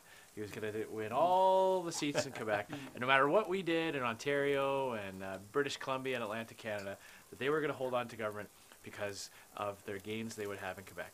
But Conservatives had another idea, and we found a great hardworking candidate who has the respect of his community, very well known, a distinguished career in junior hockey in the Q. Absolutely. And we won the seat. And what I like to tell people in the rest of the country is we didn't have to change what we were talking about. We didn't have to say something to Quebecers that we weren't saying in Ontario and Alberta. We were talking about balanced budgets. What I like, maybe we could talk about this a little bit. In Quebec, this sense of fiscal responsibility that is catching along with young people realizing that it's not fair to have debt passed on to them. C'est pas juste pour la prochaine génération d'avoir la dette passée sur leur dos. Et je pense qu'il y a une nouvelle idée au Québec. Une nouvelle idée, puis les gens sont beaucoup plus conscients. Puis justement, la dette, on entend beaucoup parler. Puis souvent, les familles, ils disent, ils m'ont dit, c'est nos enfants tout à l'heure dans le futur, hein, on va faire quoi? Parce qu'à un moment donné, il va falloir qu'ils aient recherché cet argent-là. Que là, présentement, il y a des dépenses à l'infini avec ce gouvernement-là. Non, c'est sûr. C'est un très bon signe. J'aime les paroles, la direction que le nouveau premier ministre de Québec, M. Legault, il parle d'une Québec sans besoin de la péréquation, qui est concentrée sur la croissance économique. Ça, c'est une chose c'est un principe qui... Mais c'est un discours qu'on veut entendre. C'est un discours, on n'aime pas, comme Québécois, dépendre de la péréquation. We don't like to need it. Yeah. We don't like it. Yeah. But now the new Prime Minister, le nouveau Premier ministre, a vraiment déclaré qu'il veut faire tout en son possible pour que le Québec contribue à l'économie de l'ensemble du Canada. Et ça, c'est une excellente nouvelle pour nous. Les régions, on veut ça aussi dans D'ailleurs, on a vu un score aussi dans des régions là, pour cette vision-là. Il a vraiment pété des scores. Well, Luke's burgers are just about here. They're starting to, but you know that's something that coming from Saskatchewan, I feel like there's a lot of similarities there. Comme un genre de Saskatchewan, il y a beaucoup des choses en commun parce que le Saskatchewan a besoin de la péréquation souvent dans notre histoire. Mais il a pris les décisions d'un gouvernement qui dit, OK, on va concentrer sur la croissance économique. Now we have our friend John Barlow is bringing... we got you a drink here. This is a little paralyzer, old school. Du lait.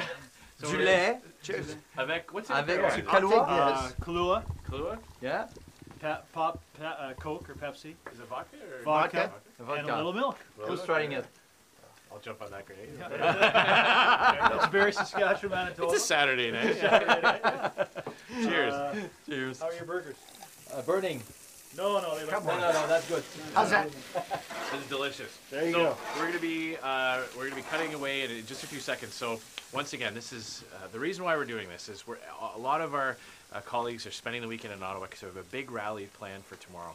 Because tomorrow 1 year from tomorrow will be the last sleep before the next election. So we're kicking this off. We're asking for your help. For us to win the next election, si on veut gagner les prochaines élections, on doit avoir l'argent pour combattre les libéraux. Alors, s'il vous plaît, faire un don aujourd'hui. If you're able to, if you're watching this right now, if you're on a bus going somewhere, if you're sitting on the couch and you've been watching this for the last little bit, tap on that link and make a donation. Même si c'est seulement $5, $10, avec tout l'appui de nos militants, nos bénévoles, on peut gagner les prochaines élections si nous avons votre assistance.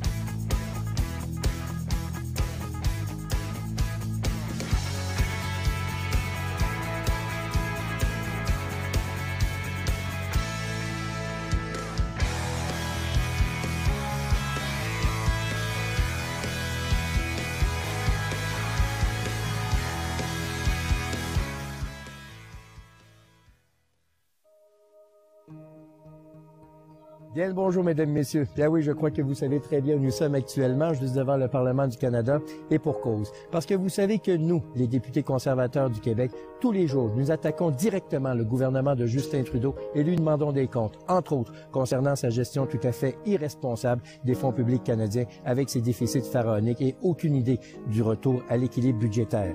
Mais aussi, comme députés, nous sommes dans nos circonscriptions. Nous sommes à l'écoute des Québécois, nous sommes à l'écoute des Canadiens et nous sommes surtout conscients que les Canadiens, comme vous, sont tout à fait tannés d'avoir ce type de gouvernement et souhaitent d'avoir un gouvernement réaliste, responsable et sérieux dirigé par Andrew Scheer. Mais pour ça, ça nous prend du soutien. Vous, comme citoyens, vous pouvez nous soutenir. Vous, comme militants, vous pouvez nous soutenir. Et vous pouvez également contribuer à notre fonds électoral. C'est important. On a besoin de sommes nécessaires pour bien passer notre message et bien communiquer avec les Canadiens. Comme le tableau vous l'indique, vous avez un retour d'impôt qui est intéressant. Si vous faites un don au Parti conservateur, vous avez droit à un crédit d'impôt qui peut être très rentable pour vous. Nous avons besoin de vous. Nous souhaitons avoir votre appui et votre concours pour que, justement, dans 1 an et demi, le Canada soit dirigé par un gouvernement réaliste, responsable et sérieux avec Andrew Scheer.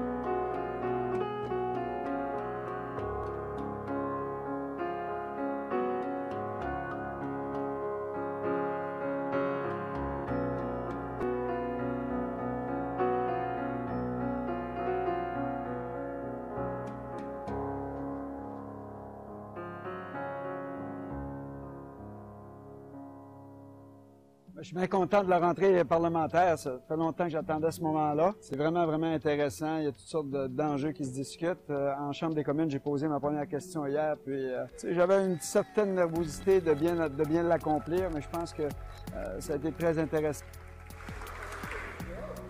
Monsieur le Président, je me souviens que durant la campagne de 2015, le premier ministre avait bien dit qu'aucun ancien combattant ne devrait avoir à se battre avec le gouvernement pour obtenir le soutien qu'il mérite. Pourtant, il y a quelques mois, Il a dit à un ancien militaire qu'il demandait trop pour ce que son gouvernement était capable de donner. Et aujourd'hui, on apprend que 372 millions de dollars dédiés à nos anciens combattants dorment dans les coffres du gouvernement. Est-ce une autre promesse brisée? Et pourquoi le premier ministre est incapable de respecter les anciens combattants? Les conservateurs ont le vent dans les voiles. L'été des libéraux a été un échec, ça on le sait. Je pense qu'on est très, très confiants à la prochaine élection, l'an prochain. Alors, je pense qu'on compte sur vous. Lâchez pas. Ça peut être extrêmement intéressant. Merci.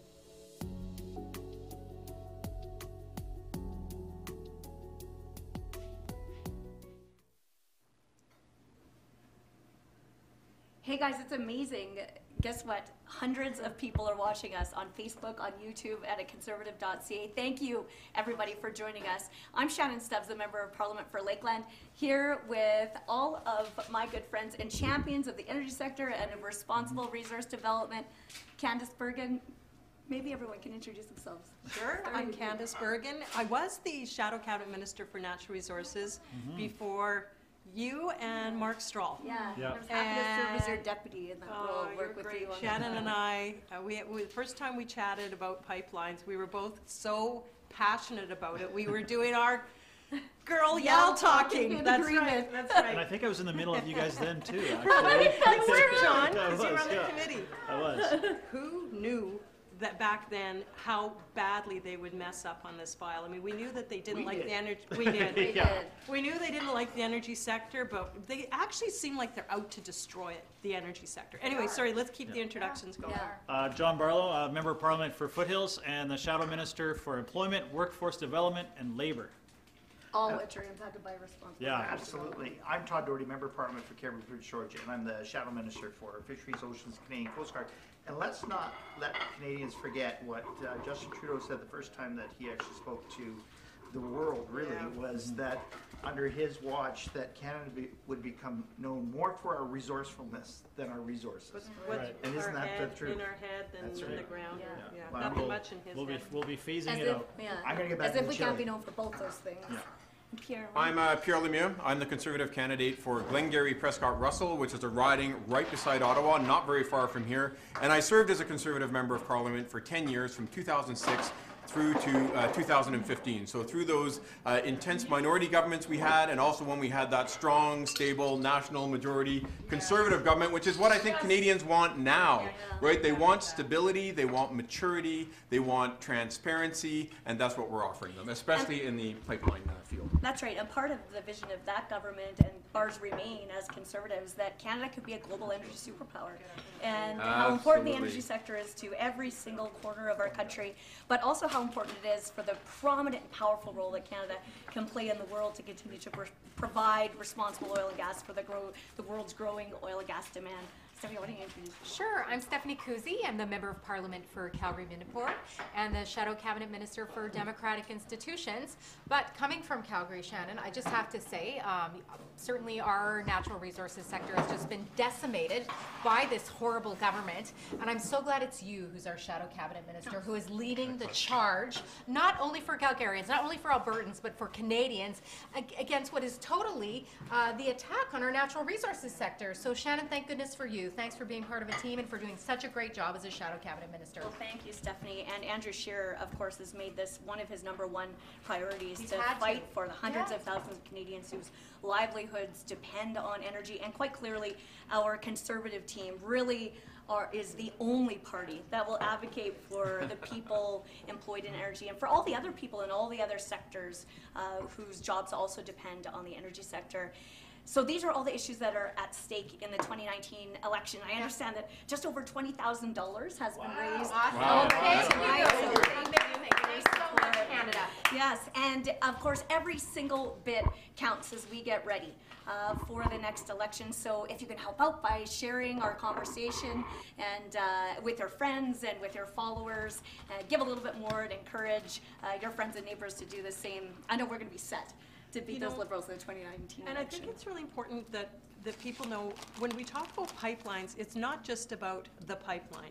No. And it's certainly about the jobs that are around the pipeline, and I know you guys talked about that. But what I think about is the investment, $80 billion of investment that has left Canada under these Liberals, because companies say, in Canada, you can't build a pipeline because the Liberals are in government. They don't like pipelines. We're never going to get it done. And it's that effect which has such a huge impact on jobs in so many other sectors. Families, right? Families that are having problems putting their kids in hockey, putting their kids in soccer, getting food on the table because of this government's inability to support this natural resources sector, Right. Shannon. And like usual, the Liberals, they blame everything and everybody else for all of their own failures.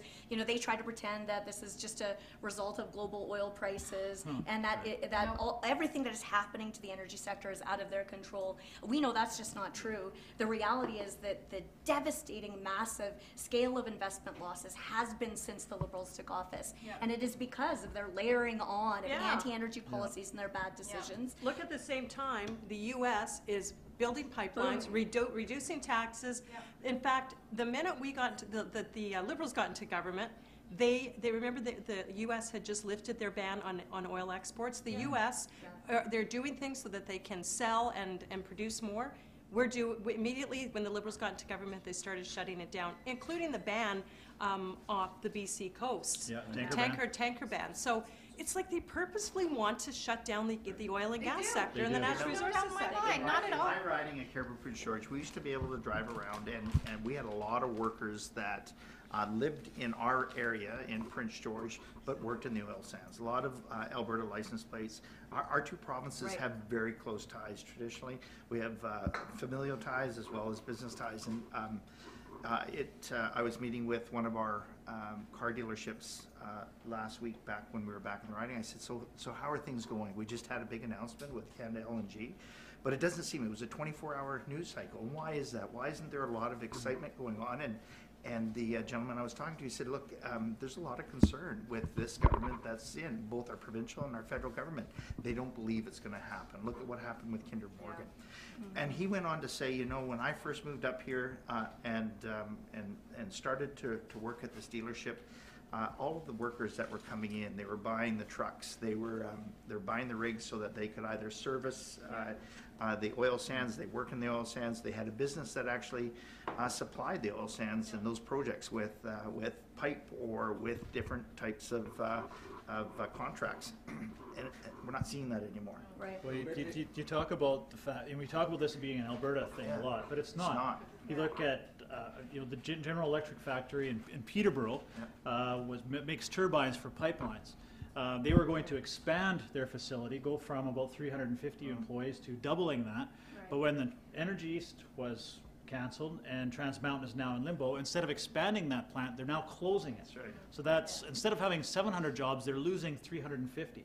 So, when these pipeline things happen, it doesn't just impact Alberta, it's all across Canada. And that's the reality. This isn't just a claim we're making. The reality is every one job in the oil sands creates 7 manufacturing jobs in Ontario. Oh, every and one consumer upstream oil and gas job creates 4 jobs in other sectors in other provinces. So there are people working in manufacturing or fabrication or in retail or in equipment and vehicle supplies. Their jobs depend on the oil and gas sector. And these Liberals and these NDP, they wouldn't have.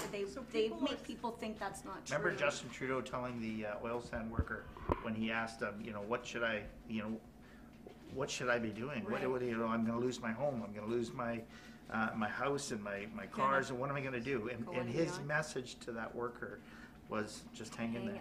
Yeah, but, I'd like to bring it up from the consumer point of view. Like, having been an MP here in Ontario for 10 years and being a candidate here now, as a consumer, I want to buy gas that puts money back into Canada and into creating Canadian jobs. And if we think about Energy East, 15,000 jobs were hanging in the balance with Energy East. Trudeau killed it. That's 15,000 jobs in Ontario and Eastern Canada. Wouldn't they love those jobs? And we are spending tens of billions of dollars, not helping the Canadian economy, we're helping the Venezuelan economy, the Saudi Arabian economy. We're American economy, we're creating jobs over there. Thank you, Justin Trudeau, for undermining our Canadian economy and for undermining our ability to support our own Canadian jobs and our own Canadian energy sector, because we don't have a choice. Like here, we don't get Canadian oil. So our money, the money that I take out of my pocket and pay at the pumps, and unfortunately, we need to make people aware of this, that we're sending money overseas to support foreign economies instead of building our own economies, making them stronger, and supporting our own Canadians. This is why it's so important that we win the next election. Yes. Because this has to be reversed. You know, we've already talked about how we support Energy East, and Andrew's been very clear on that. We're going to end the carbon tax. We're going to end the tanker ban, repeal Bill C-69. All of these things have to be done in order to get investment and jobs back to Canada. So this is where we need people's help, though. We really need you to donate. We need you to give, whether it's $10, $20, $30, $40, whatever you can give. We need that because, you know, we're talking a lot about the problem, but there is a solution. There is. This is not hopeless. We get good leadership back in Canada. We get conservatives. We can get Canada back on track. And you can know, see that that's- based on the record under each of our governments. Exactly. So under the previous government, 4 major new pipelines were built, including expanding access for Canada to new markets so that we aren't completely reliant on the United States. That's not what the Liberals reality, say. Right? And the reality is they don't tell the truth. There were 3 new pipelines that companies were planning to build to invest billions of dollars, millions in tax revenue, tens of thousands of jobs, and We have now a strong all of record. those are gone because the Liberals killed them. In fact, they haven't built 1 single inch of new pipeline. Nearly 8,000 kilometers built under our government with not a single tax dollar. Instead, these guys have blown $4.5 billion, completely failed on the Trans Mountain But we can expansion, turn it around. and outright killed the energy. We can turn it around. We And can. I think that's where we need people, though, to know and to believe that we can do it, and then help us. Because it's pretty depressing. Like, when I'm listening to this, I'm like, and we see what they're doing to this country, but Canadians have to know we can give back. Yeah, that's the thing that hurts me the most is I see how much my constituents are suffering in Calgary, Midnapore, but I know that they will reach into their pockets and pull out $10 because they know how much it means not only for Calgary, Midnapore, but also for Canada, that the next government is a conservative government led by Prime Minister Andrew Scheer. Okay, so tap that button, make that phone call, donate that money. Our country relies on it. The future of our country relies on it. We haven't even begun to talk about softwood lumber. That's which right. the Liberals have absolutely failed to get that done, right? And they don't even talk about it. Like, it's don't. completely off the table now. You would think that they don't even know that the softwood lumber industry exists in Canada. True. They seem to have completely forgotten about it. Well, just like they've forgotten about the West. Yeah, that's right. But Shannon, you talk about the thing that we hear a lot from people when we're talking about pipelines is what would you have done differently? Like, how would you have gotten these things done? And I know you did a ton of work outlining how we would get projects like Trans Mountain Energies done. Maybe talk about that for a real second. We do have a plan, a definitive plan that gets these things done. We've done it in the past, and we can do it again in the future. Yeah, that's right. And maintaining Canada's reputation, as has long been the case, although you would never know it when you listen to the left, as having the highest environmental standards, the highest standards of We're the cleanest in the world. The cleanest, the best track record of When they talk Indigenous about it, partnerships. that's right. When they and talk about it, Indigenous they're ownership of apologizing. energy, They're oil and gas apologizing on the production. world stage about our oil and gas and our energy sector, where we're leading the way. That's right. We should be proud right. and championing our track record now and what the future holds for Canada. We could as sell energy supplier. oil to India. Andrew was just there forging relationships with the oil and gas sector in India, and clearly there's a need. They already buy some Canadian oil, but nowhere near what they could buy. And think of all that revenue coming back into Canada, right? Sustaining jobs, creating jobs. The environment, because it's being extracted and transported with Canadian regulations. So, you know, Iran, how clean do you think they're? Venezuela. How clean do you think they are? I had a delegation from Japan come to my office in High River, southern Alberta. Very shocking, but they came there to send a very clear message. They said 2 things. If you can't get Trans Mountain done, Japanese companies will not invest in Canada. Not only because of the pipeline, but because it shows you can't get things done. Right. The second thing is, we desperately want Canadian energy. You have your reliable source. You do things environmentally friendly. You have a good labor record. You have good human rights record. It's much more attractive to them than what they have, their current source in the Middle East. Again, we have an amazing opportunity there, a market that is there for us to take, but we can't get the job done under a Liberal government. And they came to High River to pass that message on. Right, and that's why investment is leaving. That's why jobs are leaving. That's why Canadian money is going into the United States. That's why the energy sector is booming all around the world except for in Canada. It's a direct result of the Liberals' policies, their added costs, their added red tape, their political intervention, their messages to the world, their pitting, their competence. They have failed over and over and over. We got a great question from Gregory here. Fantastic. Gregory asks, how do you plan to get Canadian oil trading on par with the U.S. oil?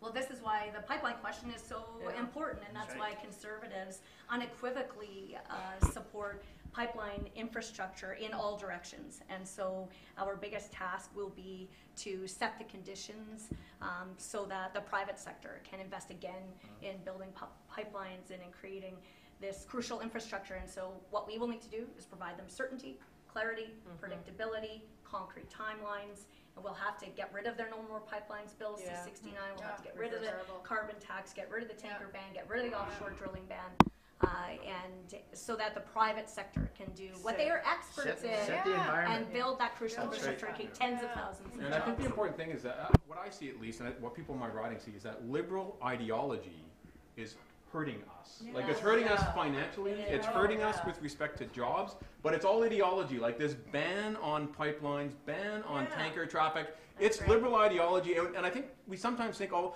that ideological debate's happening in the House. Sure, people have different sides. No, it is affecting our economy. And I think you brought up a great point, being from Calgary. Like, you see the suffering in Calgary. I do. And this is real, this is affecting families, this is affecting mothers and fathers and children, businesses, tax revenues, everything is tied up in this, and it's all ideological. That's why we need a Conservative government that will make pragmatic decisions to strengthen our economy and create jobs for Canadians. Exactly. And I know just the same for each and every one of you. I mean, I hear this right across the country. The reality is the vast majority of Canadians support responsible resource development. The vast majority of Indigenous Canadians support responsible resource development. The vast majority of Canadians in every single province, they support pipelines and they want to have those pipelines built. And so, of course, we, along with our leader, Andrew Scheer, we are working hard to get Canadians back to work. And we're proud to champion Canadian energy to the benefit of our whole country and for the benefit of the world. And so I'm so glad that everyone's joining us today. And I look forward to our continued discussions and eating all your all this food. Chili and nachos. On that, I gotta go. Yeah, Todd, you're in charge. And so maybe back to donations, that's why I think it's important that people donate today if they can, because we've got to get this message out, and I really think we can't rely on the mainstream media to do it for us. The Liberals rely on that, but we can't, and we have to use all sorts of other venues, and like today is a great venue for doing that. So if you're able to contribute $10, $20, $50, please give today. You're going to help us get this message out to Canadians, and when Canadians receive this message, they will nod their heads in agreement and go like, yes, right on. And that's what we need, is that kind of conviction, so they vote Conservative in the next election. That's right. So Andrew Scheer and us will all just keep right on fighting hard for Canadian resources and to get Canadians back to work. And we're proud of Canada, and we're proud of Canadian energy, and we will continue to fight for you with your support. We are going to get the pipeline built. This is a pipeline in the national interest, and it will get built. We need to get this pipeline expansion built. We are determined to see that pipeline built. These particular workers that you spoke to are quite concerned about their jobs. Were you able to provide them any assurances that that particular project is going to be moving forward fast enough for them to produce those pipes and stay in work? The Trans Mountain Pipeline is going to get built. Canadian taxpayers are buying a $4.5 billion pipeline with an uncertain future tonight. The Federal Court of Appeal ruled against the Trans Mountain expansion. The Federal Court of Appeal has dealt a blow to the federal government, siding with Indigenous and environmental groups who oppose. It is a nightmare scenario for the Liberal government, as it now owns this pipeline. In a unanimous decision, the court ruled that the federal government has indeed failed in its... After promising Canadians that work would begin this summer, we see now that they failed to even do the basic work in hitting their own standards for this consultation process. Last week, the Federal Court of Appeal ruled Prime Minister Trudeau and the Liberals failed on the Trans Mountain expansion. The Liberals promised construction would start this year, but today, there's no pipeline, no jobs, and no plan. the Liberals spent $4.5 billion tax dollars on the existing pipeline, and the expansion is in limbo. This is Justin Trudeau's legacy of failure, and it's very quickly becoming the most expensive scandal in Canadian history. I'm Shannon Stubbs. I'm the Member of Parliament for Lakeland, and I'm the Conservative Shadow Minister for Natural Resources. Since the last election, I've been fighting for Canadian energy workers and for the best interests of all Canadians. Despite all his empty rhetoric, the Prime Minister failed to deliver, and he has let down the hard-working men and women in Canada's resource sector again. This is an inexcusable failure. The livelihoods and jobs of hundreds of thousands of Canadians depend on responsible resource development, on Canadian energy, and on pipelines. Conservatives will need to fix the mess that Justin Trudeau has made. We need to make sure that we form government after the next election. But we need your help to get the job done.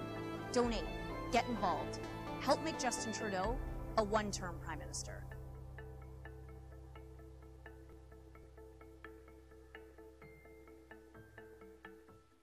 The Liberals are fond of telling us these days how much of a tough guy Justin Trudeau is when it comes to standing up to foreign foes, whether it's Saudi Arabia or Donald Trump or anyone else.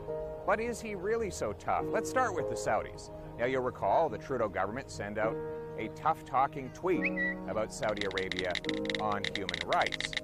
But did they follow up the tough talk with tough action? Well, not so much. It turns out that we're going to continue buying 75,000 barrels of Saudi oil every single day in Canada. And why is that? We have so much of our own oil here in Canada. Well, the truth is, Trudeau blocked the Energy East pipeline, which would have taken Western oil to Eastern refineries. And so now we're stuck, reliant on the Saudis in order to power our own economy. In other words, we sell our oil at a discount in the West and buy it at a premium in the East. If we really want to stand up for ourselves, let's get out of the way and let private industry build pipelines. Let's lower taxes so that we can bring jobs, business, and investment back to our country. Let's build our economy through free enterprise, low taxes, and limited regulation, so that the next time we enter into a conflict with another country, we're strong enough and tough enough to stand on our own feet.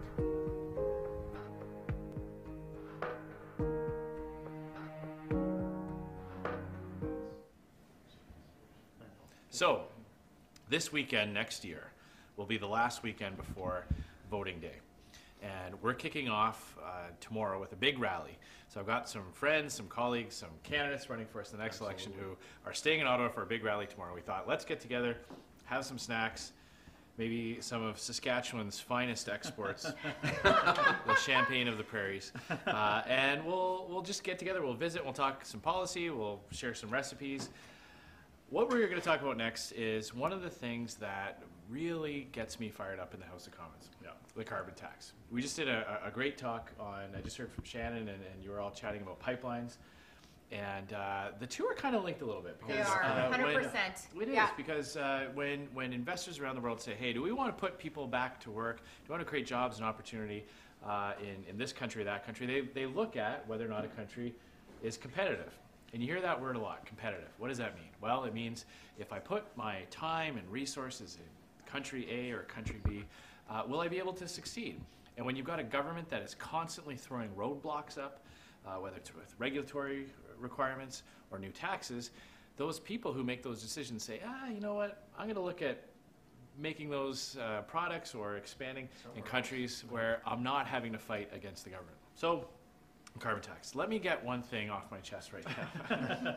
Can we all agree that this is not a price on carbon? Exactly. No. Okay? No. Because I can't stand it when Trudeau gets up and says, oh, this is a price, it's talking about a price. It's not a price. Well, the other day they called it a revenue neutral collection. Collection, that's right. Revenue neutral collection. Call it whatever you want. It's a tax. When something is, when a cost is set by the market based on supply and demand and the cost of production, and you have a choice to pay it or not, that's a price. Yeah. This has a price on it. The vegetables here, there's a price on those tomatoes and on those peppers because it was shipped here, and if there's lots of people buying it, the price will go up, and if people aren't interested in that, the price will fall. Yeah. When the government sets a cost and forces you to pay it and collects it, that is a tax every day of the week. I don't care what the Liberals try to call it. This is nonsense. It is a tax, and Conservatives are fighting it. How do you think we're doing? Do you think we're winning on this fight? I absolutely think that we're winning. I mean, look at all the provinces across the country following suit, one after another, deciding that they will not accept this Trudeau tax. They absolutely will not. I mean, we saw Ontario, recently Manitoba. I'm looking forward to Alberta joining that in the springtime as well. You know, I think that Canadians are, I think they were skeptical at first, but slowly but surely across the country, they are realizing that this is just another tax grab. This is going to do nothing for their children, nothing for their grandchildren, nothing for the environment. Nothing for the wildfires, exactly. Just another tax by the Trudeau Liberal government. And that's why we have to fight against it, and we do fight against it every day in the House. And I think we're succeeding, Andrew, under your leadership. And I believe that Canadians are seeing the leadership that we're taking in regards to this, and they're following suit because they recognize that this is just a money grab. So, just a second. Are you telling me that higher taxes won't stop forest fires? It won't stop forest flooding or flooding. Really? Yeah, no. But wait a minute, Catherine McKenna told me that it would. I know. I know she said that, but she also says a lot of things. She also said some of our greatest emitters too aren't going to pay that carbon tax. Oh my gosh. Yeah, let's talk about that in a second. So, if a carbon tax is going to work so well, as the Liberals tell us, why are they giving 90% exemptions to big businesses who can afford government lawyers and government relations experts? But not to single moms. But not to single moms. No, well, because there's no GR firm, there's no lobby group out there that single moms or seniors can pay to fight for them. The Conservative Party is fighting for those individuals. So this came out this summer, for those of you watching that may not know this. This summer, it kind of flew under the radar because Liberals don't want people to know this. But the more details of their carbon tax scheme were released. And those privileged companies that have the right connections in Ottawa negotiated themselves a 90% exemption. So when Justin Trudeau says, "Oh well, we need to tax this carbon because that'll, all these big emitters out there," well, he's actually talking about is you. He's talking about the person who has to drive to work, or who I don't know, maybe. And he's calling you a polluter. A polluter. Like he's called you a polluter because polluters will pay, and everybody will pay. Let me ask you a question. Do you like having your thermostat at maybe 19 or 20 degrees in January? You don't get an exemption. No. You're not getting a 90% break on the Liberal carbon tax. You're going to pay 100% of it. What about those in the north? Our food in the north is already more expensive to buy groceries up there. Those groceries are going to cost more. That diesel, because they use to heat your home, power their homes, to power their homes. Well, the other sector that wasn't exempt, that's impacted by the carbon tax almost more than anyone, is agriculture and rural Canadians. And our agriculture minister, Lawrence McCauley, last spring in the House of Commons said, I don't know what you're talking about. Farmers are very supportive of the carbon tax. They like what we're doing. In his own little world. It is own little minuscule world, because I have been across this country and I have not heard one single farmer who have said, this is what we want. In fact, the numbers that we have seen is the impact on a typical grain farmer in Alberta. We're talking $50,000 a year in the direct carbon tax alone. Not just coming out, John. Watch yourself. Sorry. I'll just put it right here. And John, I find that in my riding. Like I have a very rural riding right beside Ottawa. We're talking a lot of agriculture. It's an agricultural-based riding. And you're right, diesel. For the farm equipment, electricity, all the machinery that operates on a farm, it's all going to be taxed with this Liberal carbon tax. Right now, we are on a lot of our crops were under snow. They've had to been drying their grain. That's natural gas, that's propane. All of those things, those costs would be making their livelihood unattainable. They can't afford it. I don't know a single farmer that has $100,000 in their margin to pay a carbon tax. And yet our farmers and rural Canadians have done everything they possibly can to lower their carbon footprint over the last decade. So we've got a question. We've got a question from Leah. The carbon tax is the biggest scam in our history. Will the tax be repealed? Will some other tax be implemented? I've heard of a possible internet tax. Is this true? I have 2 daughters, 16 and 19. I'm worried for our future and their future. So let me deal with the internet tax. No, we are not going to tax the internet. Conservatives don't think of new ways to tax. We think of new ways to reduce tax. So I can assure you, wherever you're hearing that from, it's not coming from the from the Conservatives. It's coming from the Liberals. Now, carbon tax. I have stated that the very first piece of legislation that will be tabled under a Conservative government will be entitled an act to repeal the carbon tax. Here, That here. is job number one. Good. Yes, it will be repealed. I can give you that assurance. But you talked about your 16 and 19-year-old. I'm worried about my kids' future too. I've got 5. My oldest is 13. One of the things that I've really felt talking to people, I grew up in a very, I think I had a very typical upbringing. My mom was a nurse at CHIO. Yep, absolutely. With CHIO, being an auto MP. I know Justina would know all about CHIO, being from the Ottawa area. She was a nurse there for 30 years. My dad worked for the Ottawa Citizen. And we had a very typical upbringing, They had to make some tough decisions as to whether or not to pay for this or buy that. They wanted to make sure they had enough to put my sisters through dance and put me through sports. But there's always a sense that the next generation was going to have it better off than theirs. So they did that so that, they could give me a place to live when I went to school. They thought, they had confidence that life was going to get even better for their kids than they had it themselves. My mom grew up on a dirt road in Mississauga. When she was married, she was able to afford a house, and then she had this expectation that her kids would be even better. And when I talk to parents now, people with teenagers now or young kids now, they're losing faith in that. They're thinking that life is getting more expensive, the ability to buy a home is getting harder, and the jobs that, good paying jobs like in the energy sector, aren't going to be there. So that's what motivates us to cutting costs, having a fiscally responsible government so we don't leave debt and deficits to future generations so we can give them a better quality of life. So, with that in mind, we need your help. We need you to donate to the Conservative Party of Canada.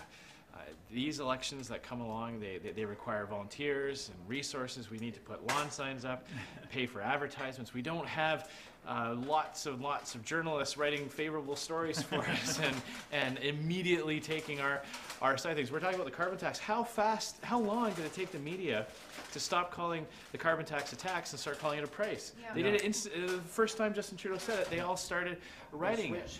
So, we have to work that extra harder. So everyone who's watching now, let me just give you some math. If there's a couple hundred people watching right now, if all of you just donated $5, it'd be $1,000 right into our war chest. If all of you donated $10, it'd be $2,000. That would go to pay for radio ads. It would go to pay for training volunteers, putting our ads out on Facebook, on YouTube.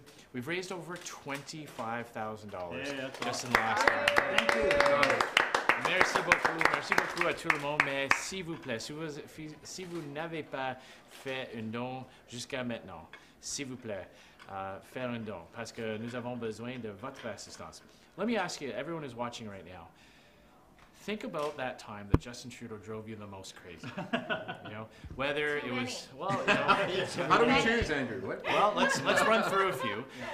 Maybe it was when he told a war hero, a veteran who laid his life on the line for our country, when he told him that he was asking too much to give. Maybe it was when he cut a check of $10 million to Omar Khadr, a convicted terrorist. There's no court order telling him to do it. There's no judge saying that he was entitled to the money. He chose to do it. Maybe it was when he killed Energy East. Maybe it was when he spent all question period not answering a single question. Maybe it was when he raised your taxes. Every week. How about when he thinks it's okay for a convicted murderer to be in jail receiving treatment for PTSD? From Veterans Affairs, when he didn't serve a single day, he's okay with that. When first responders and veterans are being turned away. Maybe it was when maybe you're a small business owner and you remember when he called you a tax cheat. Absolutely. Exactly. Think about only a year ago. Only a year ago. Think about that right now. Think about how angry you got and how insulting it was that your own prime minister treated you like that. And now do something about it. That's right. Do something about it. Make a donation to the Conservative Party of Canada so that we can go out and defeat Justin Trudeau. Exactly. All that anger, all that frustration of what the Liberal government has done to you, to your livelihood, to your community, it won't actually achieve anything. It's only by getting involved. It's only by helping out candidates and helping out the Conservative Party of Canada. So tap on that link. Click on that link. $10, $15, $20. For the cost of a large coffee and a muffin. It's an investment in the future, Andrew. You are not only helping yourself, you are helping your children, you are helping your grandchildren when you make that investment to the Conservative Party of Canada, the next government of Canada, and our next Prime Minister, Andrew Scheer. So get on your phone now. tap that link, go to that website, make that donation. We're happy to do the work. I mean, I know Justina is a hard-working small business owner here. She's going to take out a Liberal MP in the Ottawa area. Sure am. Todd, oh my gosh, Todd gets on that plane every week. What's your flight like? Well, I leave Ottawa at 5 p.m. and I get into Prince George at 1:30 a.m. Saturday morning. I work in the riding on Saturdays, and then I leave my house at 3:30 a.m. on Sunday. Oh my gosh. I'm on the flight at 5 a.m. to come back. Wow. Then I get back. He's only 27. I had a full head of hair when we started. And I know you're happy to do it. John has traveled all over the country when you're Agriculture Shadow Minister and now in your new portfolio of employment. Pierre, you're going to win the seat back. Absolutely. Yeah. Stephanie has gone all over the country as well. Our MPs, we don't just work in our own ridings in Ottawa, we go all across the country. And we're happy to do it. We love doing it, we enjoy it, and we do it out of a sense of public service. But we can't do it without your help. We want to get on that flight. We want to fly to Atlantic Canada and talk to people about how a carbon tax will devastate the fishing industry. Or the surf plan issue. We want to talk about we didn't talk about ethics. Oh yeah, the ethics. Yeah. We want to go to places and say, hey, look, Energy East would bring Western Canadian energy to Eastern refineries, creating jobs all along the way. But we can't do it unless we have your help. We can't get out there to spread that conservative message unless you help the party out. So please, $5, $10. Don't just let Justin Trudeau get away with what he's done to you, your families, and your business. Yeah. So I think on the carbon tax, if we just go back to that for a moment, because I think this is really resonating with Canadians. The Liberals will not tell Canadians what it's going to cost them. Am I right on that? This is shrouded in mystery. It's going to be one of the largest taxes ever.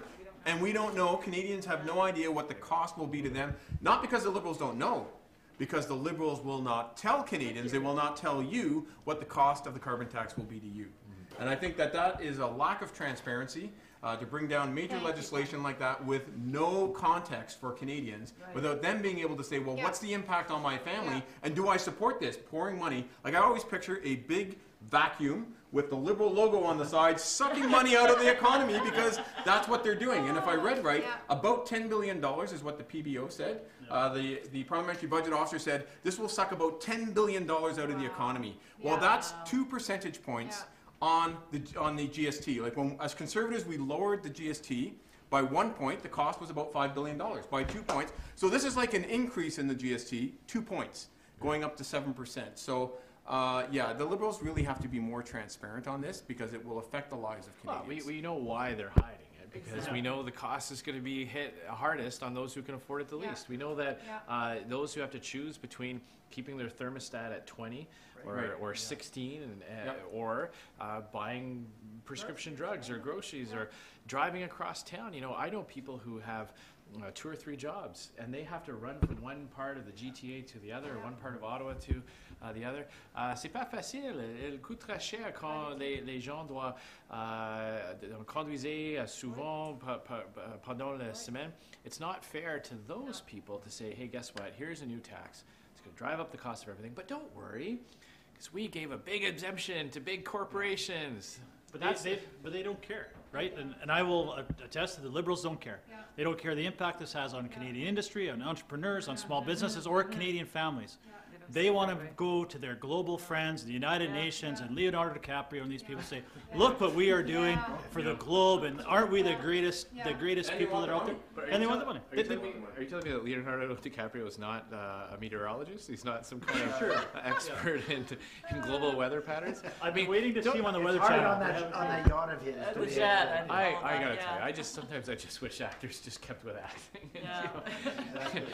I don't know. Good actors. I'm thinking of Team America, World Police, acting their way out of things. But Jane Fonda, coming to Alberta and mistaking a normal weather event, Chinook, and then getting on their luxury jets. I don't know how much CO2 the types of private jets that people like Leonardo DiCaprio and other elitist actors around the world, when they get together in fancy ski resorts in Europe, and they're all plotting. Don't forget the French Village. Yeah, well, and they all all get together and they sip on their champagne and pass the caviar as they think about ways to make your life more expensive. They will never feel a thing. No. You know, a $50 carbon tax, a $100 carbon tax, they won't feel a thing.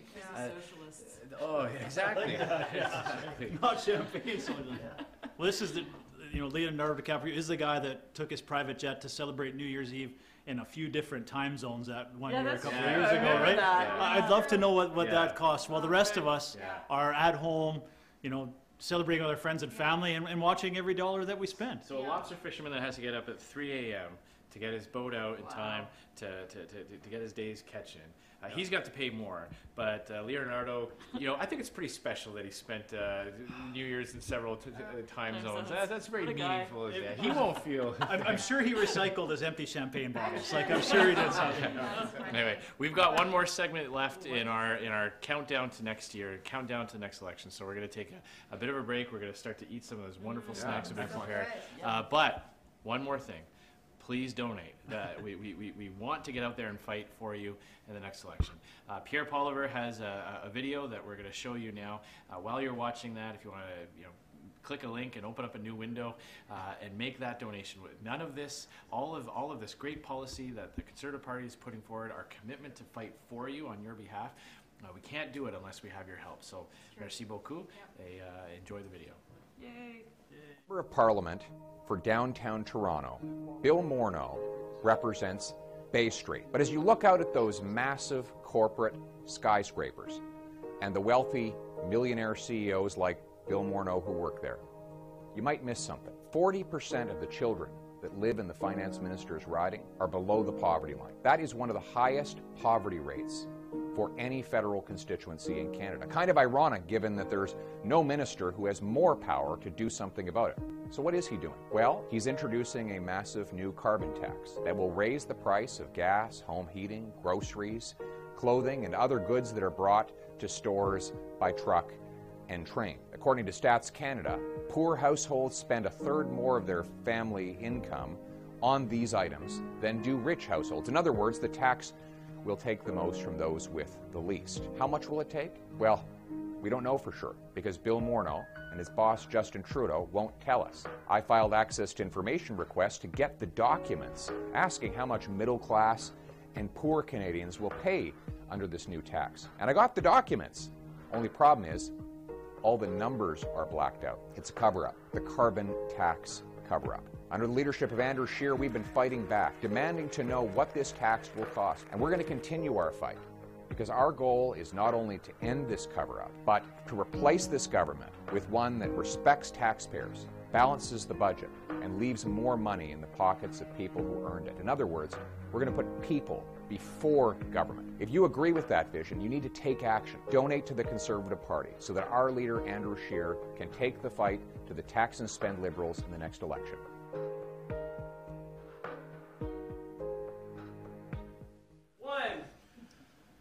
Okay, so we've had a great evening now. We've raised over $25,000.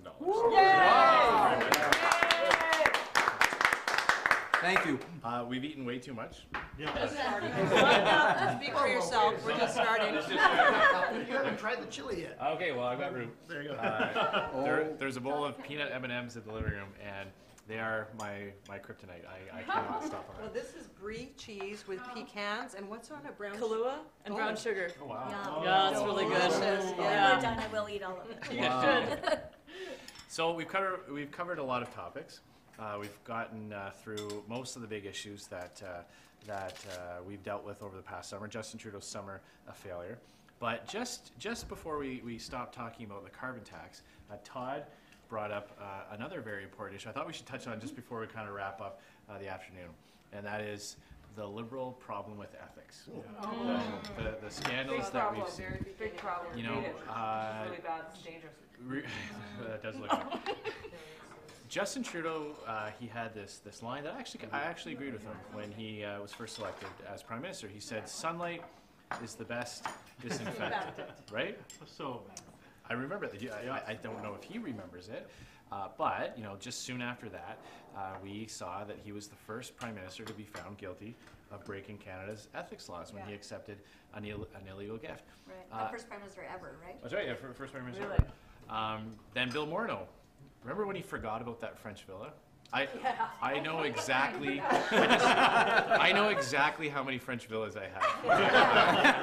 I don't need to carry the zero. Remember how he told everyone he'd put all of his assets in a blind trust? That's true, yeah. And it wasn't until I think it was the Globe and Mail broke the story that no, they weren't. All of his assets were not in a blind trust, and in fact, he was enacting legislation that could possibly help his own interests. So there's that. We've seen lots of stories about cash for access fundraisers. We've seen where ministers have had people attend their events that have had a direct impact by their own departments. We've seen another minister of intergovernmental affairs being found breaking ethics laws as well. And you know what drives me crazy is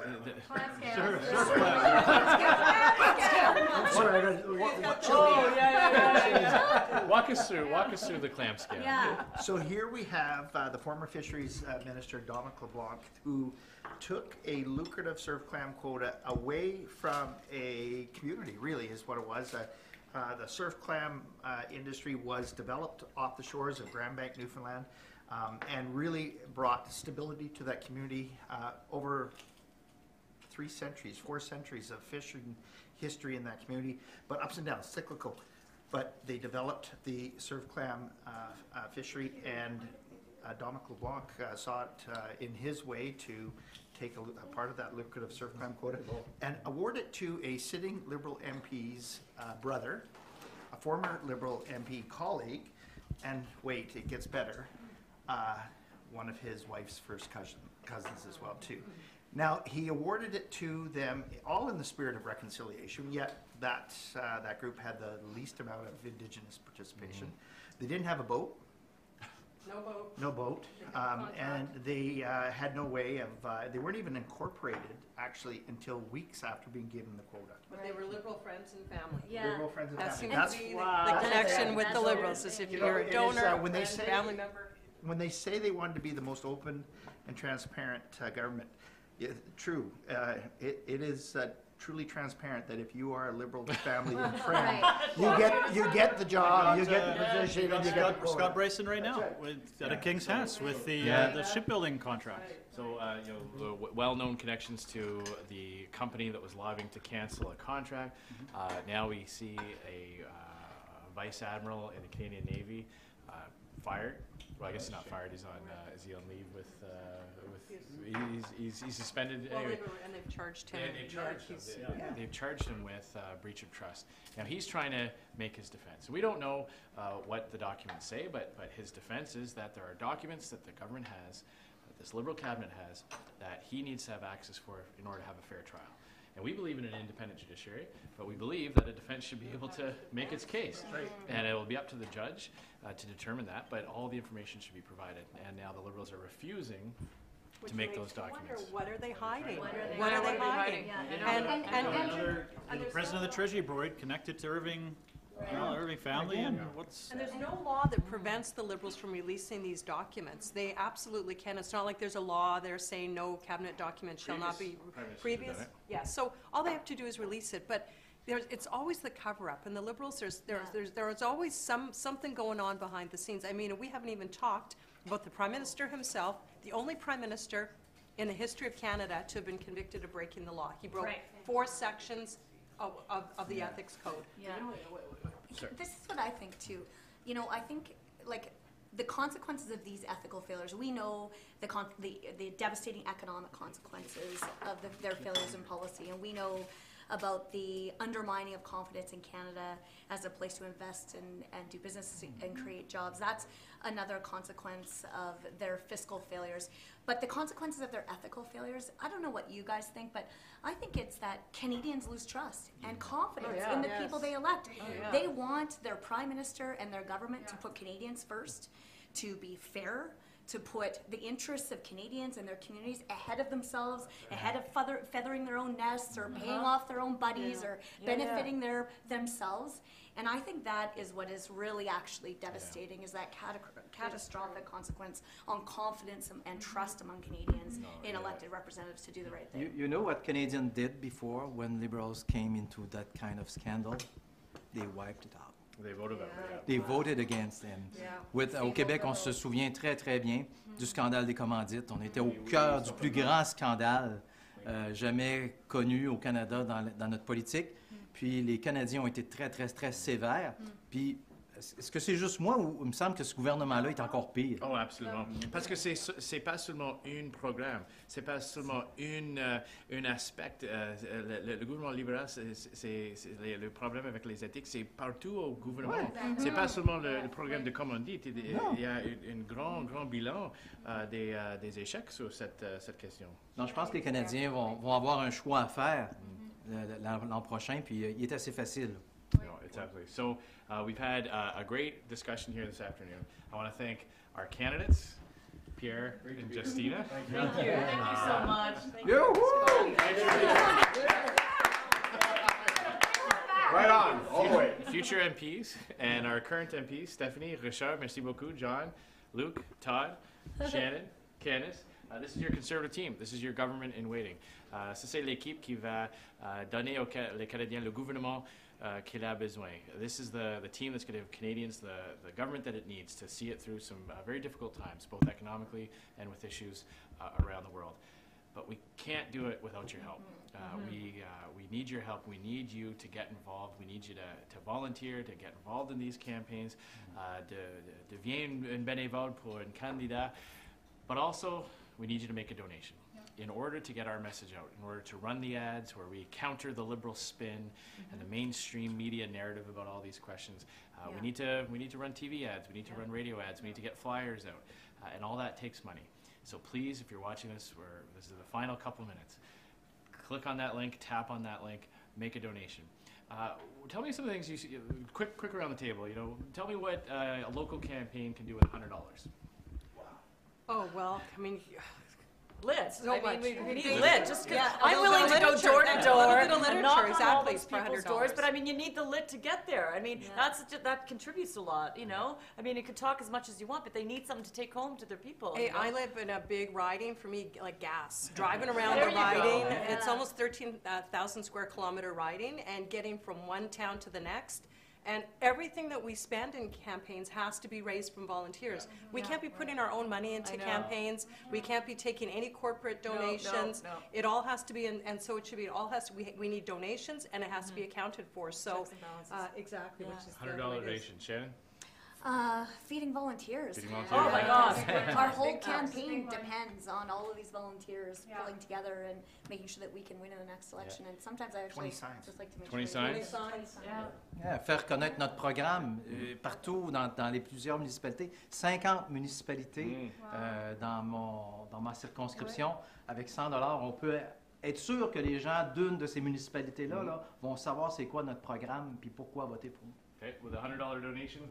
I've got 12 community newspapers in my riding. $100 gets me an ad in each one of those papers. So that would be a huge benefit for me for our campaign as well. Richard, $100, nous autres, c'est extrêmement important, surtout que notre comté, notre circonscription est très large, très longue. Alors, juste $100, c'est beaucoup pour nous autres, avec tous les bénévoles que nous avons. I think connecting with our voters on social media. It's just a new platform now. We want to, get the news out there on all the new social platforms as well. So it allows us to do that. Yep, and designing brochures. Like when you go door to door, you want to present yourself well, and you want the conservative arguments clear, concise, and something that people will resonate with people. So you need good graphic artists to help you with that, to make sure that what you're putting in people's hands represents you, but it represents the professionalism and the integrity of our party. $100 goes a long way to preparing good literature to give to people. $100 donations on local campaigns, you're right, goes a long way. Our campaigns are frugal. We do a lot with volunteers, with people doing things on a tight budget. $100 might pay for a volunteer's cell phone bill for the writ, so while they're walking around, they can do the voter ID. For your signs. The lumber for the signs. So please make a donation. Fais un don. We need your help. Nous avons besoin de votre assistance. We're willing to do the work. We're willing to travel all across the country. We're willing to put in the long hours. We like it. We love meeting people. And Andrew, you do that nonstop. That's right. You really do. Yeah, for Andrew. It's incredible how you are everywhere all the time, and thank you also to Jill and your kids for That's recommending right. you That's to right. us, to our movement and our party. Jill's fantastic. She is. She's a rock, and she travels with me when she can.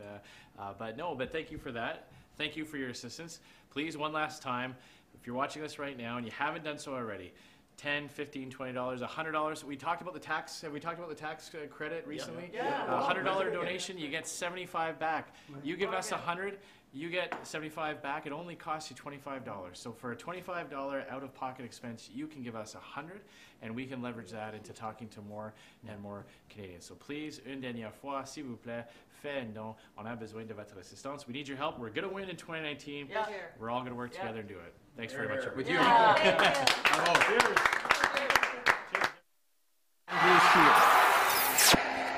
I know I'll never forget that night last May. The whole team knew it was possible, but we also knew it was going to be close. With 51% of the vote. And like a big moment in anyone's life, we had all worked so hard to get there. And that's really what it comes down to. With it being so close, nothing short of 100% would have gotten us across that finish line. The prochain chef, Andrew Scheer. Andrew Scheer. It was an exciting night for my whole family and humbling. But it was just the beginning. Today, we're a united team, fighting each and every day to be the voice for millions of Canadians. And there is no team in Ottawa working harder for Canadians than our Conservative Party. Now, I can tell you, it's been a lot of work.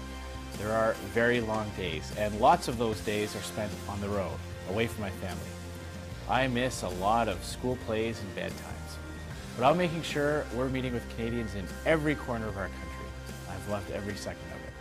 From lobster fishing in Nova Scotia, to walking shoulder to shoulder with the Jewish community in Toronto, to meeting with world leaders, or learning how to plant carrots at a family farm in Penticton. This is what inspires me every day. Now, don't get me wrong, we all know we still have a lot of work left to do. We've got a big mountain to climb, but I'm ready, and our whole team is ready. We're going to get it done together. It has been a tremendous honor to have Conservatives put their trust in me. But I'm here to get the job done for all Canadians. That's why I'm in this. Like any parent, I work hard every day so that my family, my kids, can have the best opportunities, the best life when they grow up. I want my kids, and someday their kids, to have more opportunities than I did. And that's it, really. I can't think of anything more important than that. So let's get it done.